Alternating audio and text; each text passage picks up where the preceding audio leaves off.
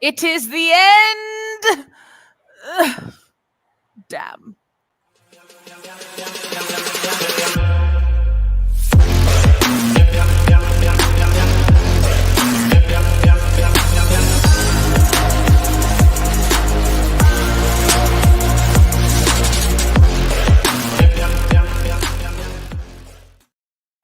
Heidi ho, everyone.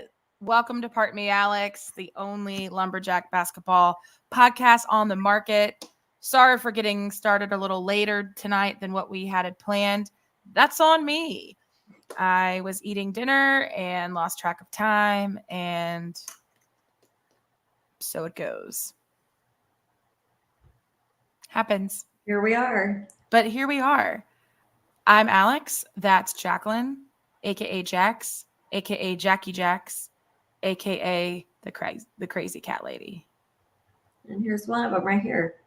A minute ago, he turned his head when you started talking. He was like... He knows my voice. Okay. That's my buddy. He kind of blends into your shirt, so it's kind of hard to see where he begins and ends. But now that, yes, there he is. Okay. Oh, my God. I love it. Oh, man. Wow. So I guess this is it. This is it. I hate it. I really do. I hate when we have to talk about the end of the season in such like final terms. You know, it's different when like this season, regular season's over and we still have potentially multiple games left. But then like when it's actually done and we have to recap it, it's kind of depressing. No, it's totally depressing. And yeah, I've gotten to where the first couple of days of March Madness are like kind of tough for me because I mean, I love March Madness, but once it starts, regular season's over and we're done with all this and it's just sad. And so it's like I have to take a break for a few days before I fully accept that regular season is done and we're here. You know, it's like when you're a kid and Christmas morning finally comes and then you're like, no, I wasn't ready yet. Yeah, no, I that's a great analogy. I totally feel that deep within my soul. I feel like every season it comes too slow. Like it always just takes forever to get to the end of October and November. And then as soon as we get kicked off and running, I feel like it just goes by so fast. And then here we are. Like, I feel like we were just doing the preseason State of the Union address, basically, about this team yesterday. That's what it feels like. I know, when we were like just learning our new guys' names, and now I'm, like sad to see them go. Whoo! Yeah, that's a definite for sure. But we'll get to all that. We'll talk about all the things that you've probably been wondering our thoughts on. We'll get to it. But we have a bunch to talk about before we even get to that. We have so much to discuss. We have a full season. We have, I mean, just so much to talk about. Going to talk about the best and the worst moments. Going to talk about just like the whole season as an overview from like a 10,000 point view. We'll talk about our favorites. We'll give out our favorite seasonal awards. Jacqueline, I did add an award at the very end of our list. So when you get there, if you want to scroll ahead and see what I put, so that way you're not caught off guard. Okay. I was sitting there waiting for you to come on, and I was trying to think about just try to like add like a new one to be funny, and that was all I could come up with. So when you'll see it when you see it, and that's so hard. I know, and everybody's probably sitting there wondering, okay, ladies, just tell us, but no, not yet. Sorry, you'll get there. First, I want to share something with Jacqueline because she hasn't seen it yet. It's a surprise to even her. Oh gosh. All right. You ready? I got new ink today. Yay. I forgot that okay, duh. Okay. It's all clicking in my brain now. I love it. You can't, it's hard to see. Hold on. Yeah. That's been there. I'm trying to get around. I see. I know the blue bonnet's new poking out of the flowers, right? Yeah. So, all right. Hold on. Let me push it this way. There we go. So, this is a thistle. I like the thistle. This is it's going to be a white lily, but it's a lily. And then I have hops right here. Love it. And then a bunch of Texas wildflowers, including the blue bonnet. Yeah. Over here, like close to obviously my Texas over here. Yeah. Yeah. Yeah, thanks. Obviously it's still fresh and still a little hurting. So just kind of I mean I literally just got it today, people. So fresh. Anyway, it's very, very fresh. It still is a little stingy. I love it. That tattoo artist that does it, she's just so good. I mean, she basically has done this whole arm sleeve thus far. And anyway, I love it. I love it. I can't wait to eventually do more. But then also the baddest mama jama in the land also got a tattoo today. Show it off, Tess. Whatever. Show it off. Where's it at? There it is. Wait. Other way. There you go. There you go. Wait, flip. Let me see it. No, flip your arm around right here. That's all I can probably muster. Right here. It looks great, Tess. She got a little, they can't hear you because right here. Here, say talk right here. Yeah, I got a heart with a 7 in it for my kids and grandkids. And just like the song, you'll be in my heart forever. Oh, that's so cute. Now and forever. Now and forever. Yeah. It's from Tarzan. You'll be in my heart. Phil Collins. Yeah. Phil Collins. How perfect. How perfect. Anyway, she got that tattoo. I thought she was going to chicken out, but she actually got done. Thought I was going to get a heart with the axe in it. Oh, well, she's already, so like most people who get tattoos, usually you get one tattoo and then you're like, I'm ready for number 2, 3, 4, 5. You just get like the bug. You get the bug, you get the itch. And now she's like, well, now I know that I can handle it. I'm going to go in and get a buckeye. I'm going to go in and get an axe handle. I'm like, all right, pump the brakes here, biker mama. We're going to change your Instagram name to Biker Nanny Tess or whatever. I'm getting all kinds of responses. I know you are. Okay, thanks, Mom. That's all you wanted? That was it. Aw. We just wanted to show the people your cool tattoo. Oh. All right. Okay. Thank you. Have a great night. Axum Jack. Here she goes. Okay. Whoa. Axum Jack. Look at her. Look at her trying to take over the show here. Look at her go. Look at her go. What a wild lady. Yeah, no. She came with me to watch me get mine, and I was like, okay, if you're gonna do it now. Now's the time. Now's your chance. I would pay for it. I was like, let's go. Hop in the chair, and she didn't hesitate. She hopped right in, and Krista got it all ready for her, and boom. It takes longer to set up the tattoo than it does to do the tattoo when you're getting something that small, which I think is funny. Yeah.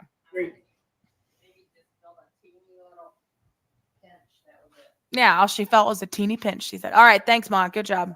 That's it. That's all we needed you for. I showed off my ink and I showed off yours, and then we're good. We're moving on. We got so much to talk about. Oh, okay. All right. All good. Mom, get out.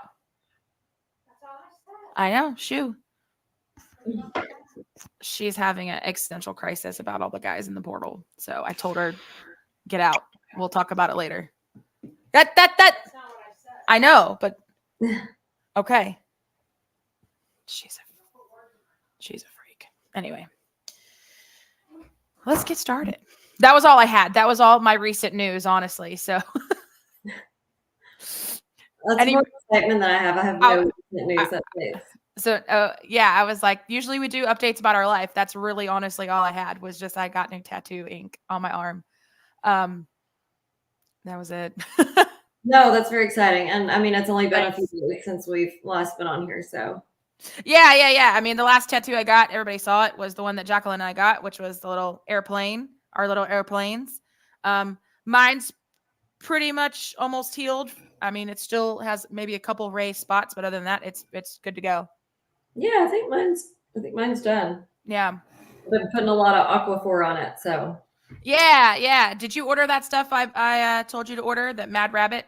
No, because literally like the next day I wasn't itchy anymore. So I'll wait until I get something more substantial and I'll get that stuff. Yeah, literally as soon as I got home, I left my wrap on for as long as you're supposed to, and I took it off and I just immediately slapped all the Mad Rabbit I could on this, and it's the soothing gel, so it like literally cools the burn down on your tattoo. And man, it burns, but it burns so good. And then afterwards, you're just like, okay, I'm good. Yeah. Yeah. So yeah, it's nice. I love it. Anyway, enough about tattoos. I know that our John Barker. No, those aren't the Vegas tattoos. These are the Vegas tattoos. You just missed it. Right there. The little airplane with the heart, John. That's like the worst angle you could ask from me. So you're lucky I like it, John. That was the worst angle. No, we were talking about my new tattoo that I just got today, John, and it's I did. New addition to a new addition back here. I just got that today, a few hours ago. So mother's first tattoo. And my mother's first tattoo. Yes. Yeah. 75 years old and she got a tattoo. So it's never too late, people. I love it. Never too late. She's wild. Anyway, so she goes, I'm living my inner hippie. We love the inner hippie. She's a wild one. All right. So basketball. We've talked enough about my tattoos. Let's get on and get going and talk, because there's so much to talk about. Our recap. Jacqueline, you're our stats girl. You're the recap, the Sean Kennedy stat section. Let's start doing some stats. All right. Well, not stats, but like just the overview. We have stats. Yeah. I'll just give the cumulative overview. Then Alex and I are both going to do our season best and worst of a few categories we made up. Thanks, John. Then we can switch off on the team stats, and then we'll give you our personal awards. Cumulative season overview. Special shout out to Sean Kennedy for this episode, because you're gonna love it. Gonna love it. So our overall record, we were 18-15. Our net was 175. So, and again, I think it's so dumb that they split them up this way, but our non-conference was 8-5. And they put our conference tournament games into that category because it's only regular season. I don't get it. Whatever. And so then our conference was 10-10, our record. So here's the breakdown of that. The non-conference 8-5. Our wins were against North American, Northwestern State, Loyola, Drake, New Mexico State, Paul Quinn, New Orleans, and ACU. And our L's were Middle Tennessee, Utah State, Louisiana Tech, Wyoming, UTA. So, of course, the ACU and UTA games were in the conference tournament. But they don't count them as conference games. Make it make sense. So the regular season for our conference, our wins, we won against ACU, UTRGV both times, UTA, Southern Utah both times, Seattle, Utah Valley, Cal Baptist, and Utah Tech. And then our L's, we lost both times to Tarleton, both times to GCU, and then once to Utah Tech, Cal Baptist, UTA, ACU, Seattle, Utah Valley. It is a tongue twister with all the ACU, UTA, and a million Utah schools. It really is. Yikes. And I can never keep the Utah schools straight. I know. It is hard. It's too many. I know. No, I get you. Man, oh man. Looking at it like that, it just kind of breaks it down for you. And geez. I know. All right. Moving on. Season best and worst. Oh, God. Okay. How do we normally do this? Do you go, me go, then you go? You know what I mean? Is that how we usually do it? Yeah, we can switch off. So best win. Alex, what did you have for best win? So as I was doing these, I was reading over yours, and as per usual, we usually are kind of in a, in agreement in a one-track mind. But so my best win of the season, I had to put two. And it's the same one Jacqueline put, so there's not much like suspense here, but definitely the most fun game. It was a great score, great win. It was an awesome time. It was a really good win, like net wise, was our Drake win in the Caymans. And then the most heart stopping, the one that we basically fell to our knees for, was ACU in Las Vegas with that last second buzzer beater by Juice. Yeah. So I put the Drake game in the Caymans. It was such a fun win, and it was like the whole game was really good. And it was the first time that it was very early in the season, and it was the first time that we really both felt like we saw all the guys like firing on all cylinders and gelling and meshing and like playing well together. So it was a very fun game start to finish, and like super hopeful outlook on this season, seeing what all these guys could do. And then the ACU game, I mean, the whole entire game was very stressful. But then, that last second shot, and it was the most meaningful win of the season. It was our first win. For sure. Yes. So most impactful one was that one. No, and that's why when I saw what you wrote, I was like, no, I wholeheartedly agree. And another reason why the Drake game, and you're so right, Jacqueline. I mean, that was the game that everything fell into place, and it felt like, oh shit, this team just beat Drake, a pretty good mid-major team, high up there in the net ranking at that moment. We were just blown away, and I was like, this team can do some damage in the WAC if we just stay healthy. Yeah. If we just stay healthy. And as we know, I mean, obviously not all of those things happened, but but no, that the whole experience in the Caymans with the first two games, the Loyola Marymount, and then that game with Drake. And we didn't know it at the time, but that next game, the championship game that we definitely could have won, but Utah State kicked our ass. We didn't know at that moment that we were watching the Utah State that would be, making waves in the tournament. Yeah. Wait, I didn't think it was Utah State, wasn't it? It wasn't. It's not the Utah State that's in our. It's Utah State University. Okay. Yeah. Okay. I know. There's too many Utah schools named like almost exactly the same thing. Yes. Yeah, I know. Believe me, I know. Oh. Anywho, okay. Next one. Worst loss. Ugh. For me, I put UT Arlington and Vegas. Yeah, no, I agree with that one 100%. But I decided to switch it up, and I said the ACU game at home was rough because we lost it by literally 1 point. Yeah. No, Melvin wasn't Drake in the big dance. I'm pretty sure they were too. Oh, I don't have the bracket up, or I would tell you. I could answer you in 2 seconds. I always have the bracket near and dear during March Madness. If my app would just go quicker, but I'm pretty sure they were like 98%. Why are you making me sign in? Oh, for fuck's sake. Let's see my brackets. Sure. Let me just pull up a random bracket.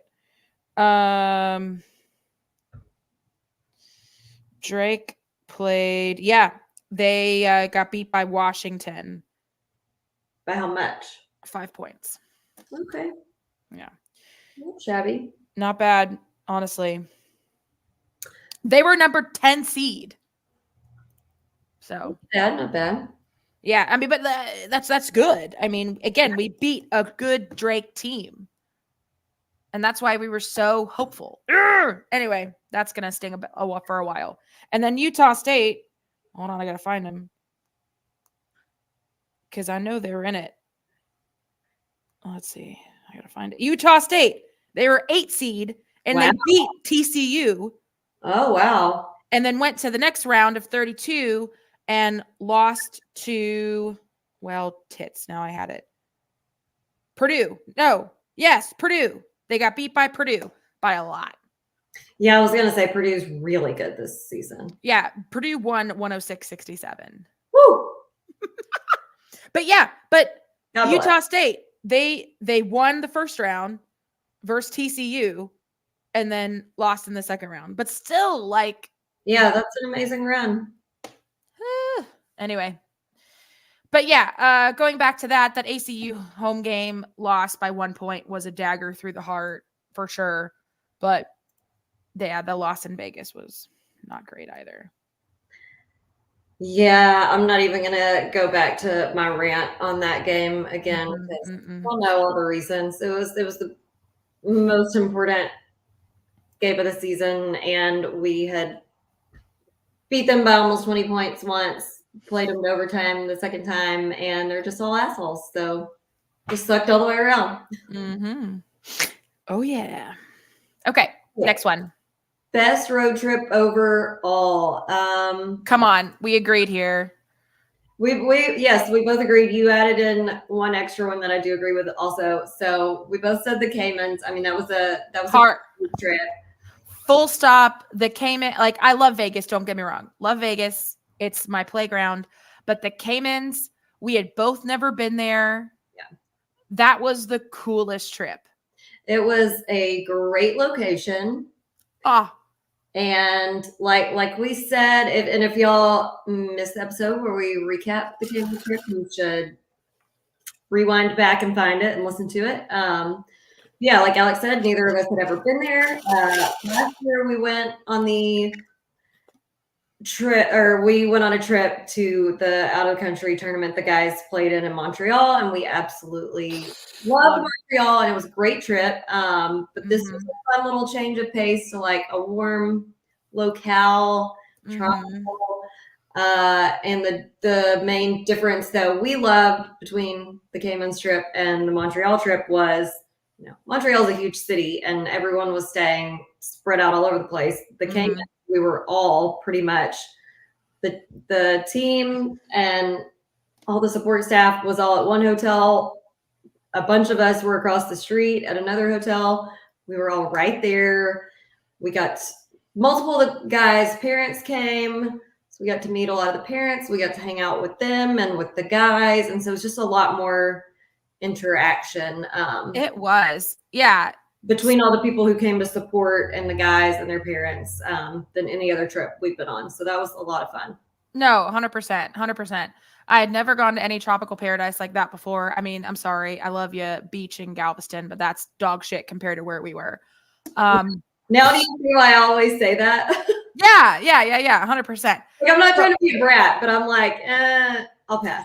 Oh, but once you've been into clear blue water like that on a sandy beach in a tropical paradise, you're like, nothing can compare to that now. So it was just like you said, overall, like the coolest trip. The fact that we were all so close together. I mean, we rode in the taxis together, all of us fans. Like, it was just nice because you're right. In Vegas, we're all spread out. Like, we may not all be at the same hotel. Literally in Caymans, we were either at one hotel or the other. There was only 2 locations and it was right across the street. There's only one bar across the street. Like, that's where everybody went. So it was just, the whole experience. I mean, the tournament itself wasn't, the teams were awesome. The way it was ran probably wasn't the best, but no. I was trying to be nice, but yeah, the rest of it was phenomenal. 10 out of 10 would go back to the Caymans. 10 out of 10. 10 out of 10. 10 out of 10. And but it's always fun. But tell them about the extra one that you added, because I do co-sign. Yeah. So the extra one that I added was our little day trip to Northwestern. Love taking that little trip over across state lines to Natchitoches. And this time it was not only Jacqueline and I, but we also brought along Jackson, the assistant golf coach who we love and who always sits with us. He's our bestie, our basketball bestie. And we also met Kyle along the way because he came down for the game as well. And so, it was the first time to Louisiana. Yeah, and we popped his Louisiana food cherry. The only first destination in Louisiana that would have beaten Natchitoches would be New Orleans. So he had a pretty good first Louisiana trip. For sure. I mean, and Natchitoches is so pretty, especially at night. And it was right before Christmas. They had the lights up. Yeah, all the above. And so it's just nice to go during that time. And I really do hope in the future we continue a non-conference home and home with them, just because it's an easy trip for fans. The food's great. It's a beautiful setting. Yeah. Well, I say me too, but I might have to write their administration a strongly worded email before I venture back over there again. Well, let's just now know though, but that somebody won't be there to not step in during that situation. That is true. And if you don't think I will be having a discussion with whoever will be there about that, Jesus Christ, you don't know me. And if you don't know what we're talking about, go back and listen to our Northwestern podcast. I'm not gonna rehash it again. No, I can't. Yeah, we'll be here all night, people. Because if we go back in time and start talking about all these games and rehashing all of our grievances, we will literally be here exactly till midnight. We will never end. And I don't think the 82 people that are watching this right now, I salute you, by the way, will want to hear that again. Yeah, no, they don't. All right. Best food, Alex, what you got? I have a hard on for Vegas food. It's no shock here. It shouldn't be a shock to you guys, especially if you've been listening to our podcast for a while. I literally eat, sleep, and breathe. I know that sounds weird, but I live for Vegas food. Live for it. It's just some of the best in the world. If this was last year, I would have said Montreal, and I think I did. But Vegas food, it's just some of the best chefs in the world in Vegas. The food is outstanding, fantastic. It's just literally never have a bad meal. I don't care if we're at breakfast at a little corner stop bakery or something, breakfast at a buffet, or lunch, dinner, anywhere. Literally so good. I love it. And bottomless mimosas. Oh, shit. For our last episode. If you want to see what Jacqueline looks like after a round of bottomless mimosas, go check out the pictures I posted entitled Catch Flights, Not Feelings. You know what, though? I was surprised. I looked a lot better in that picture than I thought I did, considering I don't remember taking it. You don't? Jacqueline Noel Parton. Oh, shit. Like a brownout minute or two right there. Well, yeah. Well, okay, fair. Those mimosas were strong as shit. I think it was 99% mimosa and a splish of OJ.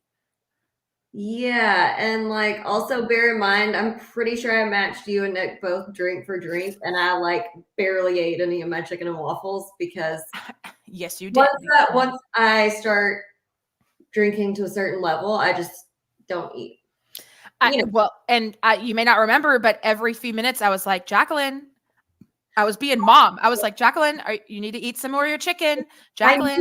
I knew I needed to. I was just at that point where like I just kept pushing it towards you. I'm like, you got to eat some more waffles. Come on, eat some more carbs. And you're just like, I'm drinking my breakfast today, guys. I crushed that plate of steak and eggs. Crushed it. Good thing too, because by the time we finished the mimosas and then got to the game, I'd pretty much like unfucked myself, for lack of a better term. John knows he was there. If you're still on, John, he knows. And so do Trell and AJ, because we ran into them do you remember doing that? I do, and I think I acted okay, but I hope I did. You were just chatty. You were just so excited to see them. I was. I wasn't expecting for us to bump into them. It was funny though. You were funny. You were just like, hey guys, hey, let's take a picture. And I'm just like, we gotta go to the game. Try to round the cats. Herd the cats. Between you and Nick, gotta herd the cats. Anyway. Oh God. Yes, Vegas, always fabulous food. I will say we had very good food in the Caymans too, as well. Yeah, the Cayman's food was good. I mean, it wasn't like Vegas level food, obviously. Right. There wasn't like a meal that like woo stuck out at me, but the food at our little hotel across the street was really good, I will say. And I was surprised with the options that we had, like just right there. We had such great dinner company like every night, you know? So that was more about like the company and hanging out and stuff. I'm gonna whip Cat Fans' butt. Is he talking shit about my mac and cheese right now? This is so funny. He said, "Can we get a preview of the off-season filler before the episode closes?" Not sure what that part means, but the next part is, does Jacqueline Noel Parton have a favorite mac and cheese in the Southland? Oh, that's a great question, but I did not put that down. I like pretty much any kind of mac and cheese, unless it's like the cheapo, like cafeteria style. Right, but he wants to know if there's your favorite in the Southland, like any of the school. Yeah, but I really can't think of any of the places we went where I got mac and cheese.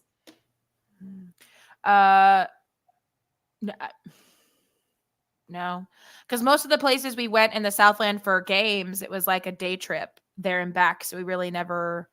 The only place we ever stopped for food was when we went to Huntsville because we went to the Potato Shack. Yeah, and that's a really great place, Cat Fans. We'll give you a shout out for that, but they specialize on potatoes, not mac and cheese. Unless you can talk to them, tell them to put a mac and cheese on the menu for me, and then if they had a mac and cheese potato, mac and cheese poutine would be amazing. Shit. Jesus, Cat. So, Cat Fans, speaking of cats, Cat Fans, if you can clarify what you mean by can we get a preview of the off-season filler? You mean like the off-season episodes that are going to fill up the time? Yeah, like what topics will we do? Oh, yeah, we'll do that. That's already on the list. Jesus. He wants to know like a preview of what stuff we'll be talking about. I gotcha. I'm you know what? I'm recovering from a major injury over here. I had multiple needles in my arm today, so anyway. All right, what's next on the list? Best home game atmosphere. What do you think? All right, so I had to think back a little bit. Mine was, I think the biggest crowd night at the games this season was the home game versus GCU. I can recall, I think back, there were a ton of students there for once. There was a ton of people there. I think it was either Purple Out or Cram the Coliseum night or whatever night it was. But it was a good atmosphere. It was very loud, everybody was cheering. Yeah, we didn't win, but it was a close game. It was an exciting game. I think that may be top of the list for me for the season. For conference, of course, some of the non-conference games were a lot of fun, but in terms of atmosphere itself, I think that has to be mine. For me, I chose a non-conference one, and it was the La Tech game, or as Jackson's mom corrected us, Louisiana Tech, because she said they don't say that. We did lose that game, which sucked, but that was, in case y'all forgotten or you want a refresher, you can go back and listen to our episode of that. But Jackson's parents drove in their motorhome and did a nice big tailgate for us. And then also our other friends, Chuck and Matt, were at the game. And then we all hung out some after, got to meet Jackson's parents, his sister. His dad had a lot of really funny stories. Yeah. It was a great overall time, except that we lost the game. Yeah, no, I agree. I totally agree with that. Had a great time with Jackson and his family and a lot of his golfers. So that was a lot of fun. I will say I just looked up and reverting back to the best win comments. I just checked and the Drake game had the most 3-point field goals made in a game this season at 14. Yeah, because didn't Nana make 4 or 5? I think Nana made a ton, 4, and then Jalil did 2. Yeah. That was like his breakout game. That was his, I'm back, baby. I'm ready to play. I can hit threes. Son of a bee. Well, Jalil made 2. It felt like more. Nana made 4. Latrell made 2. AJ made 1. Everybody was raining threes that game. I can remember. Davion hit 1. Ethan hit 1. Yeah. Yeah. It was just a 3 party. Yeah. Yeah. So that's one of the other reasons why I picked Drake, because it was just a 3 party. It was nice. It was a fun time. All right, moving on. What's next? Let's do, so I just linked the averages and team stats, but I listed them all out below, so we can just kind of switch off. Okay, cool. Because I broke them down to where I think they're a little bit easier. So if y'all were with us for this episode last season, I'll kind of explain how I formatted it this time, and I think it makes it a little bit easier to follow, understand. Okay. So like on each type of scoring section, there would be like your top 5 leaders in field goals made would be based on the points, but then you could also have someone who had a higher field goal percentage. They just didn't take as many shots. So I broke those into separate categories so that you can kind of see the relevance of, you know, some people might have a really good percentage. They just didn't shoot as many, but I think that's still noteworthy to mention. So I see. Okay. So we can switch off categories. Why don't you tell us the top 5 points scored? Sure can. Okay, so the top 5 points scored this season. Sorry, really quick. I put 7 people in this category simply because AJ and Day Day were at the 6 and 7 spots of points scored overall, but their points per game were within the top 5 because they just didn't play as many games due to their injuries. So, gotcha. Okay. So in the top 7 in this category, technically, points scored for the season. So Trell up at the top with 387 points. Matt, second place with 324. Nana, 268. Jaleel, 265. Frank, 226. AJ, 201. And Dede, 193, which again, I think is crazy considering the fact that he played 18 games. Yeah. So tell us their point per game average. Yeah. So Trell's point per game average was 12.9. Matt was 9.8. Nana 8.1, Jaleel right at 8, Frank 7.1, AJ 8.4, and then Dede 10.7. So again, he had like the second highest points per game, and he only played 18. Yeah, that's why on some of these wild 5, or I broke them up so you could, because there were a lot of stats where on the average Dede was in the top 5, but overall he wasn't because he played considerably less games. All right, so field goals made. Our top 5 are Matt, Trell, Jaleel, Nana, and Dede. We have Matt with 123 field goals made for a percentage of 44.6. Trell with 116 field goals made. His field goal percentage was 40.6. We have Jaleel with 95 and a percentage of 52.8. Not bad. Nana with 82 field goals made for a percentage of 47.1. And again, like I said, Dede has the number 5 amount of field goals made at 77, but his overall percentage was 53.8, which is the highest out of those 5. Wild. Yeah. So then that leads us to field goal percentage. So Jelani, his field goal percentage was 62.8. And his field goal made / field goals attempted 59 out of 94. Next one, Davion, our little Davion. He had the next highest at 62.5%. His field goals made / field goals attempted 5 out of 8. Next, Dede, he had 53.5%. I'm trying to read these because they're small. Hold on. I got to make it bigger. My eyes are getting old. Okay. Woo. There we go. Now I can see it. Day 2. I know. So Day, 53.8%. Field goals made, field goals attempted, 77 out of 143. Jaleel, 52.8%, 33 out of 95. Ethan, 50%, 4 out of 8. Luke, 50%, 1 out of 2. Those are our tops. So for highest number of 3-pointers made, we have Trell with 52. We have Frank at 36, Matt at 33, Nana at 22, and Jaleel at 15. So Trell's 3-point percentage was 37.4, Frank's was 36.7, Matt's 37.1, Nana 36.7, and Jaleel at 41.7. Love that. Next 3-point percentage. All right. So a couple of these are kind of givens, just the amount of 3 points that they take a total.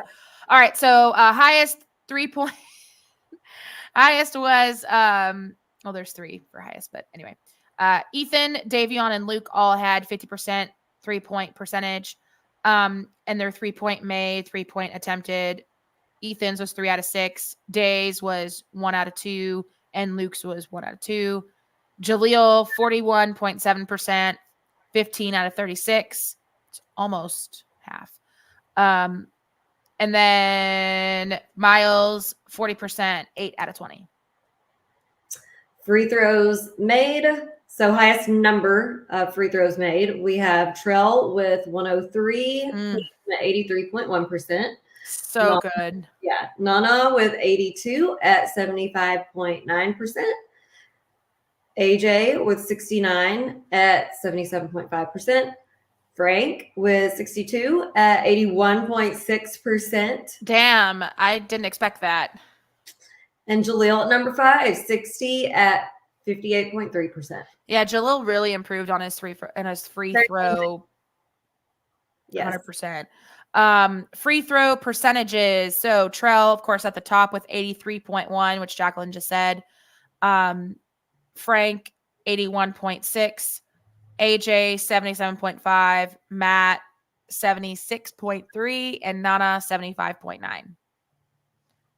Yeah. See, I like breaking it up like that because like AJ and Matt both had in the top 5 highest percentages. They just didn't get the most opportunities. So they weren't on the top 5 list of like overall free throws made. Right. Yeah. Right. So now we got a couple of defensive sections. We have rebounds overall. Our top 5 rebounders, Jaleel with 160 for an average of 4.8 per game. Nana with 142 rebounds, an average of 4.3 per game. CC, 142 with an average of 4.3 per game, same as Nana. Matt at 135 for an average of 4.1 rebounds per game. And Day, who only played in 18 games, 86 rebounds for an average of 4.8 per game. That's insane. Only played half the games of everyone else, and he was still number 5 in the top 5. Again, that just makes me like my heart hurt for him because could you imagine if he played the whole season? Yeah. Yep. Whoo. Okay, next. So rebounds, specifically offensive rebounds. Jaleel had 69 total offensive rebounds. That's 2.1 per game. Nana, 54, 1.6 per game. CC, bad man, 41 total with 1.2 per game. Jelani, 38 total, 1.2 per game. And Matt, 34, 1 per game. Defensive rebounds, we got Matt, 101, and CC, 101, both with 3.1 defensive rebounds per game. Jaleel, 91, 2.8 per game. Nana, 88, 2.7 per game. And again, Day, 62, 3.4 per game. He was the leading defensive per game. That's in Per game play. That's just, it makes me so like violently angry for him, not at him. And for us. Yeah. Okay. Next, assists. Total assists. We knew this was coming. AJ 79 with 3.3 per game. Trell 70, 2.3 per game. Chemo 50, 1.7 per game. Matt 46, 1.44 per game. And Frank 37, 1.2 per game. Blocks. We got Nana 26.8 per game. CC 18.5 per game. Jaleel also 17, so 0.5 per game. We got Jelani with 8 total, 0.2 per game, and Day 5.3 per game. Love that. We got steals. 48 steals, top of the list with our boy Trell. 1.6 per game. Matt with 45. Yeah, he was a great defensive player. 45 per game. I'm sorry, 45 total, 1.4 per game. 45 per game. Funny. CC fucking wet, right? So CC 38 with 1.2 per game. Frank 28.9 per game, and Chemo 28, 1 per game. Turnovers, and I almost didn't add this section in there because I just kind of hate even over it because it's a negative stat line. But here's the thing, like we say this every time, so I'll give it again. You should expect to see the players that you have handling the ball the most on the turnovers list because they're the ones with the ball more often and they're gonna have more opportunities. So it's nothing on them. It really just shows you who has the ball more. So we have Trell overall 68, 2.3 per game. And by the way, all of our guys are around 2 per game, which is not bad at all. Jaleel 65, 2 per game. AJ 62, 2.6 per game. Matt 61, 1.8 per game. And CC 44, 1.3 per game. All right, personal fouls, again, a negative stat, but it's one that we got to go over and one that I think is still important to talk about. It just kind of shows how hard these guys play. And, you know, some of these fouls, I don't think were fouls, but we're going to let it slide. At the top, 88, which kind of shocks me, CC.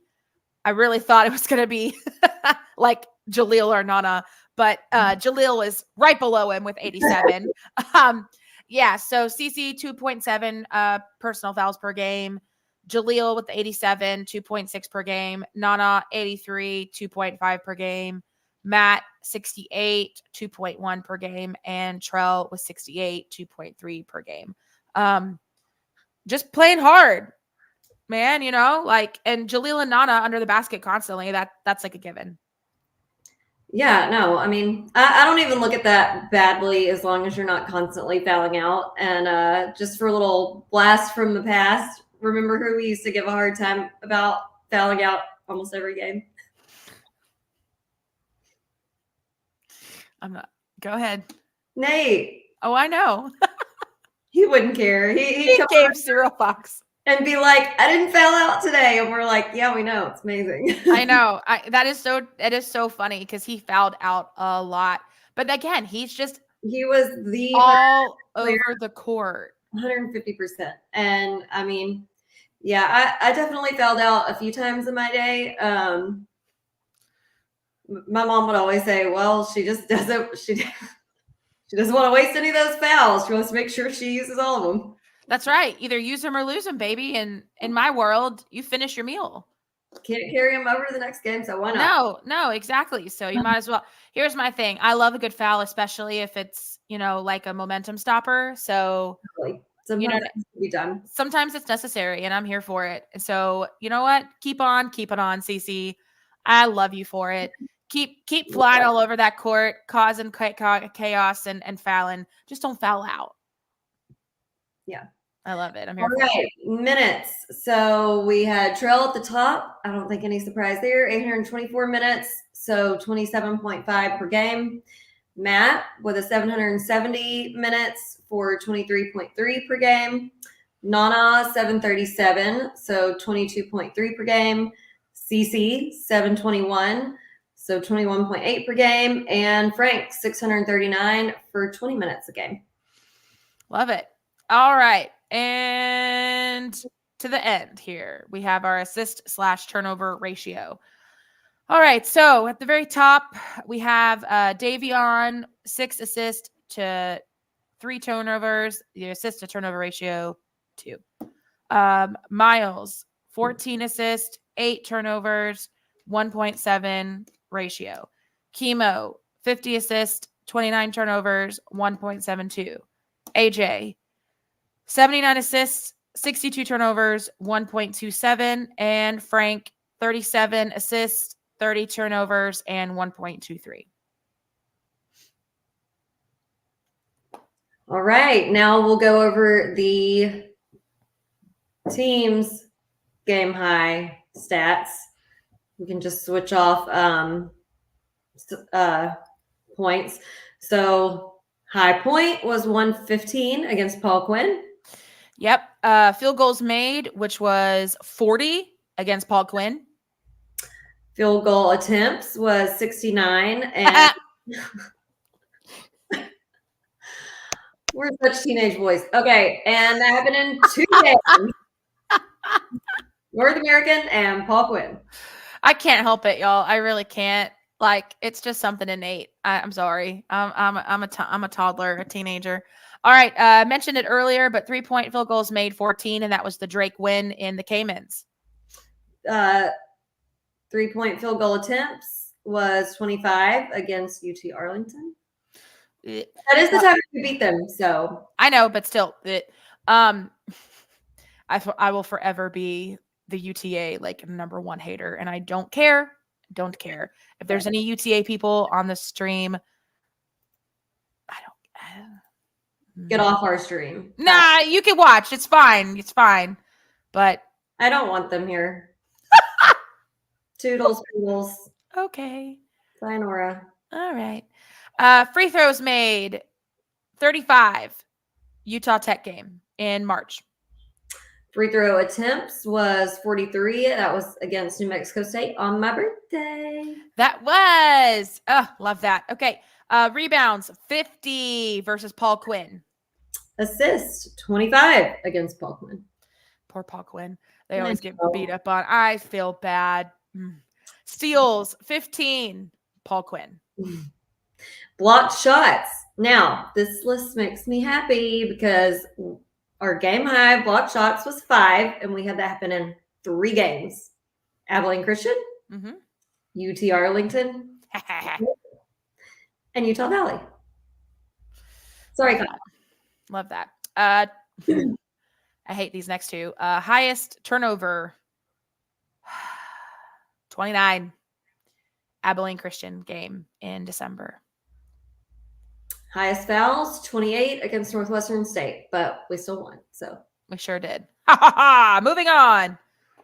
Individual game high stats. We have high point of the season was 30, and that was Nana against Utah Tech.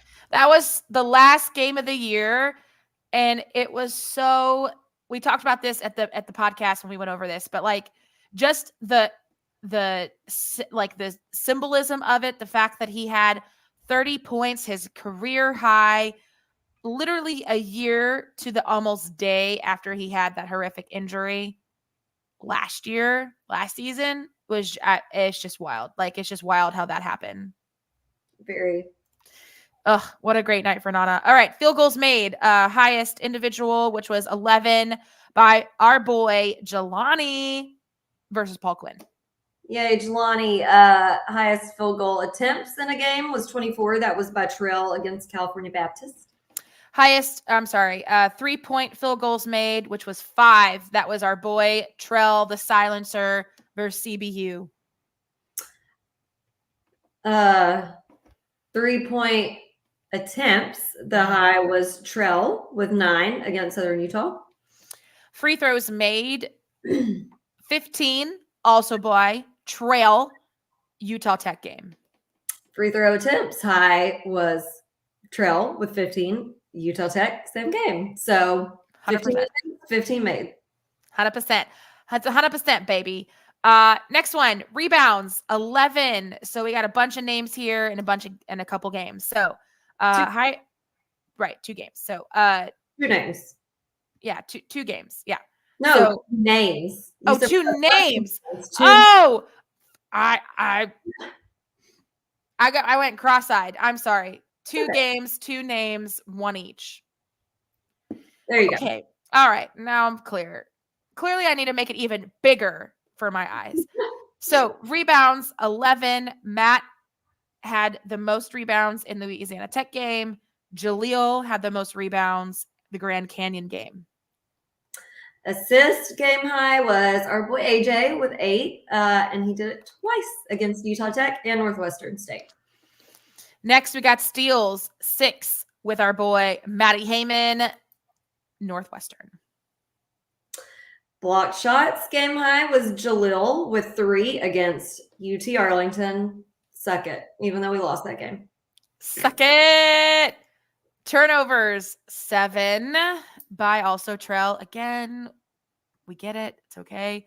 And that was the Tarleton State game. And I don't have one single complaint or gripe with that because isn't their guard guy, isn't he Ja'Cory Smith? Isn't that his name? He's so good. So it was an absolute back and forth that whole game. I remember it very distinctly. Okay. This section we have quite a lot. I'm not going to try to attribute each player to each game, so I'm just going to tell you the players. I'm going to tell you the games, and who knows which happened when. You can figure it out. So obviously, game high on fouls was 5. So these are the players that we've had foul out at some point during the season. Clayton, Jaleel, Nana, Chemo, Trell, AJ, and Cece. And here are the games in which they have fouled out, maybe once, maybe twice, some of them.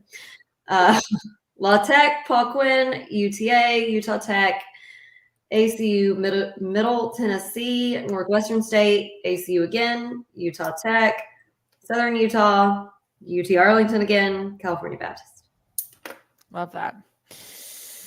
All right, moving on to the WAC Conference Awards section. So we'll just kind of quickly run through these, mainly because there's not a single SFA player in there.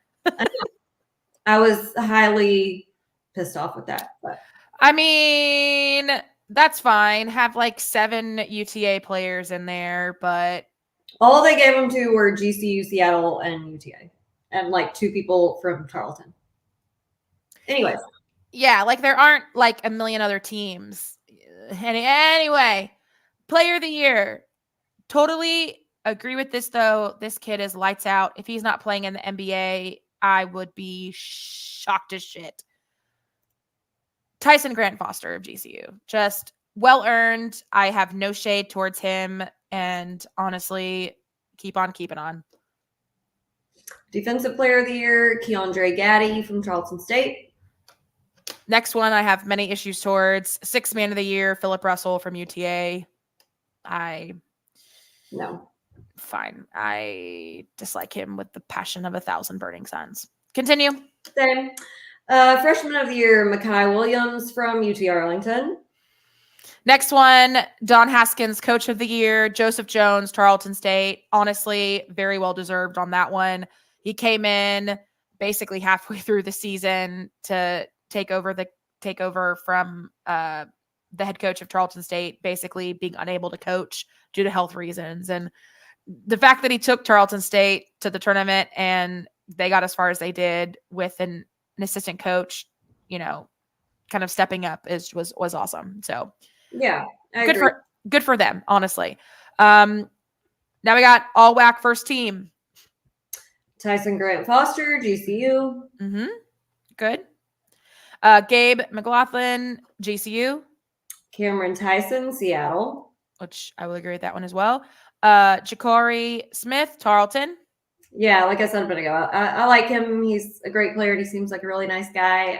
Ja'Cory, if you want to jump in the portal, then we'll welcome you with open arms. Oh, the other guy was Washington. Okay, I liked him too, I think. I can't remember.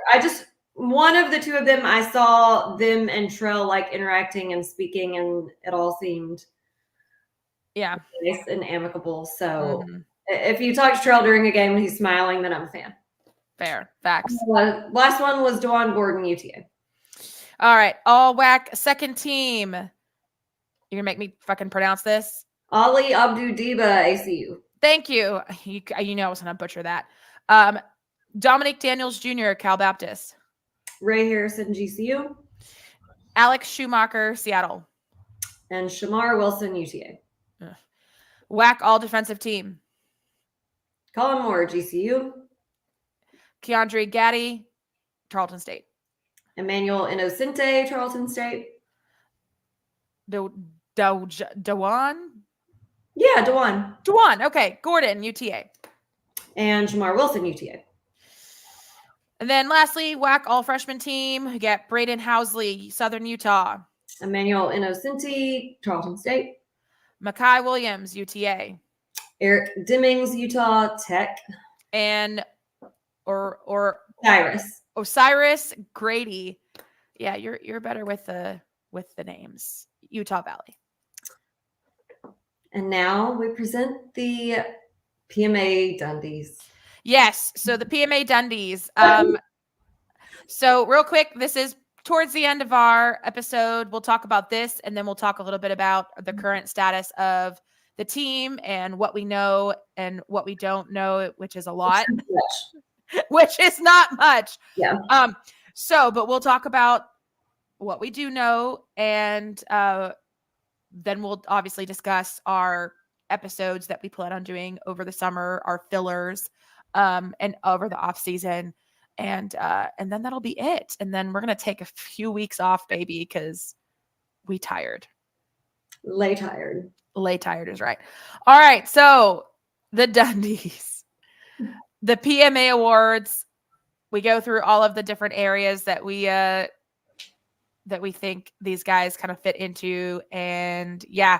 So first off, MVP. We both said the same name, but then I threw in like a secondary one just because. I think well-deserved. Okay. So I said Trell because he definitely had to really step up and do a little bit of everything this season, which we've discussed ad nauseum. So I won't ramble on about that for too long, but he had to switch to a totally different position and arguably the most difficult position on any team, and did it very gracefully, very well, no complaints. And then switched right back into his, I'm sure, preferred role whenever we got AJ back. And I just think it was very smooth. The point guard can be the one to make or break based on their attitude or their leadership skills. And I thought, we all missed AJ terribly, but Trell stepped in and did an amazing job and then just slid back into place right when we got AJ back. So. No, I completely agreed. I also said Trell for all the reasons she said, the fact that he unselfishly, took over AJ's position when he went down, when he's injured, did it without any sort of, to our knowledge, animosity, was happy to do it. And I love him so much. And, it's good. Okay. Anyway, yeah. I love Trell. We both do. And everybody that we know loves Trell. He's the heartbeat of the team. He's like the guy that everybody relies on. When Trell's fired up, everybody's fired up. When he's fired up, I'm fired up. It's like, God, it's just I'm going to start crying. Okay. Stop it. Right. Anyway, so my secondary person, God, I'm such a titty baby. Okay. The secondary person I threw in there because I was like, you know what? He really also stepped up this year and was such a huge part of this team. And he's the mayor of Nacogdoches. It's Nana. Yeah. He's the mayor of Nacogdoches. And I really think Nana is our little dark horse guy. He's also the glue that keeps this team together. I mean, he's been here his entire college career. He's improved leaps and bounds since he first started at SFA. And honestly, like, he's such a good kid. Yeah. He's such a good kid. He volunteers in the community. He probably volunteers more in the community than any other athlete I've ever seen. He works at a local popcorn shop, Susu's, shout out. He doesn't have to do that stuff. Yeah. But he does. And I love his attitude, and everybody knows Nana. He's a fixture, and he's just a good kid. I agree wholeheartedly. All right. The next one is most improved player. And I want to give a major asterisk explanation to this that I think Alex will co-sign on, because I think she put the same person. So I did. So yes, go for it. As saying most improved, I do want to preface that by saying I'm not necessarily saying last year compared to how this person played last year, I didn't think they were capable of getting to this point, and they totally shocked us by improving to this level. It was more that last year was their first season with us, and they were injured almost the whole entire season. So we didn't get to actually see how this person could play. So I think this is likely how he played all along. This year's just time we got to see it, which is Jalil. Last year he was injured almost the entire season. We barely got to see him play. We really had no basis to go off of. And then this year we finally got to see him play, and I do feel like he surprise. Well, I don't know what I'm trying to say. Did better and better each game than we were even knew was there, but it was more just we hadn't seen it. But he did work quite a bit on his free throws towards the end of the season. They did get quite a bit better, so that it's on the top 5 percentage, or top 5 of free throws made. But yeah. No, I do co-sign everything that Jacqueline said, and I said the exact same player for those exact same reasons. Jalil, so proud of you, dude. Honestly, you grinded so hard to get better last season, and you came in right at the tail end, and you were still recovering. And the fact that you still tried to play and got in there and did your best, even when you weren't 100%. I have nothing but respect for that. And then this year just came out literally a whole new dude, but in the best possible way. And this was, like Jacqueline said, the guy you probably always were. We just didn't get to see it. So proud of you, honestly. You were so clutch in so many different situations. Just couldn't ask for a better, center, honestly. And he was always such a cool cucumber. He never got hot-headed. He never got upset when he came out of the game. He never got upset when he got fouled or there was a bad call on him. He always kept a level head and never got pissed off or angry, or, he just has such a good head on his shoulders. You forgot the most important one, or when Tommy's at Northwestern tried to antagonize at him. Yeah, he could have easily beefed up and easily started problems and started a fight with people, but he didn't. He's an adult. He's a grown man. He's so quiet, but I think so sweet. Yeah, he's just so sweet, and his mom is adorable, and we love her. I love her so much. I know now you're gonna get me teary, but I know it made me feel even worse for him last season after the end of the season, because I mean we all knew that he was injured and battling to recover, but I think after seeing him play this season, it just made even more sense how much he was still hurting even when he did play last season, Yeah. Right. So let's be happy. Best defensive player.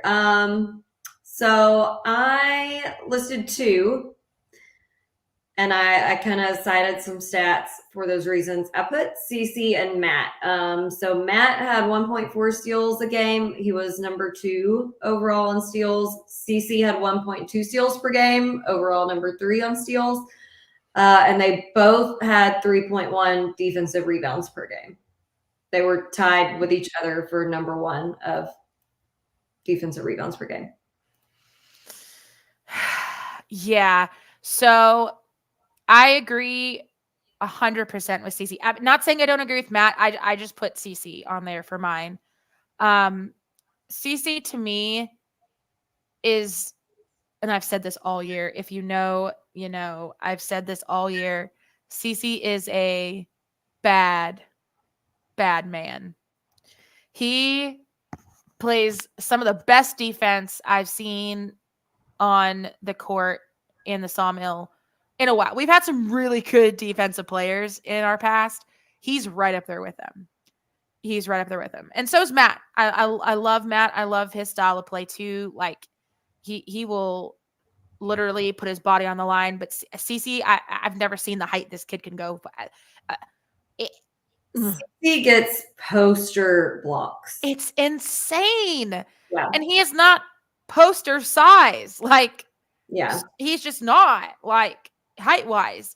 But the fact that he can get so much air and block shots and then go in transition and make a layup or assist to a dunk or a layup to somebody else. He's just so fast. He's so quick. He's all over the court.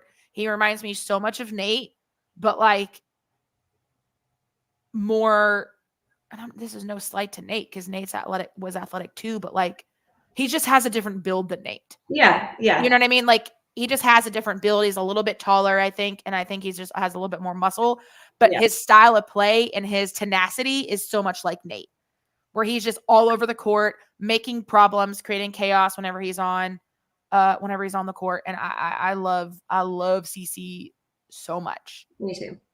Merry Christmas. Merry Christmas, you filthy animals. Okay, next up. Best role player. Sorry, almost skipped one. Oh, wait, hold on. We got a comment from Sean. CC hopefully can attack the glass for us, kind of like Kinsmill, but smaller. I think he can. He's shown that a little bit this season for sure. And nicer. Anywho, best role player. I'm going for Trell, and all the same reasons as I said for the MVP. He's played almost every position this season. Gladly done it. Not complained. Had a great demeanor, spirit, attitude about all of it, and pulls the guys along for whatever needs to be done. I tell you what, you know, it's hard for me to pick this one because I feel like all of our guys played such important roles and then also did well in their role. Yeah. And so it's, you know what I mean? It's so much of a toss up. Like I could make an argument for any of them at any part of the season. But obviously I'm going to agree with Jacqueline on Trell.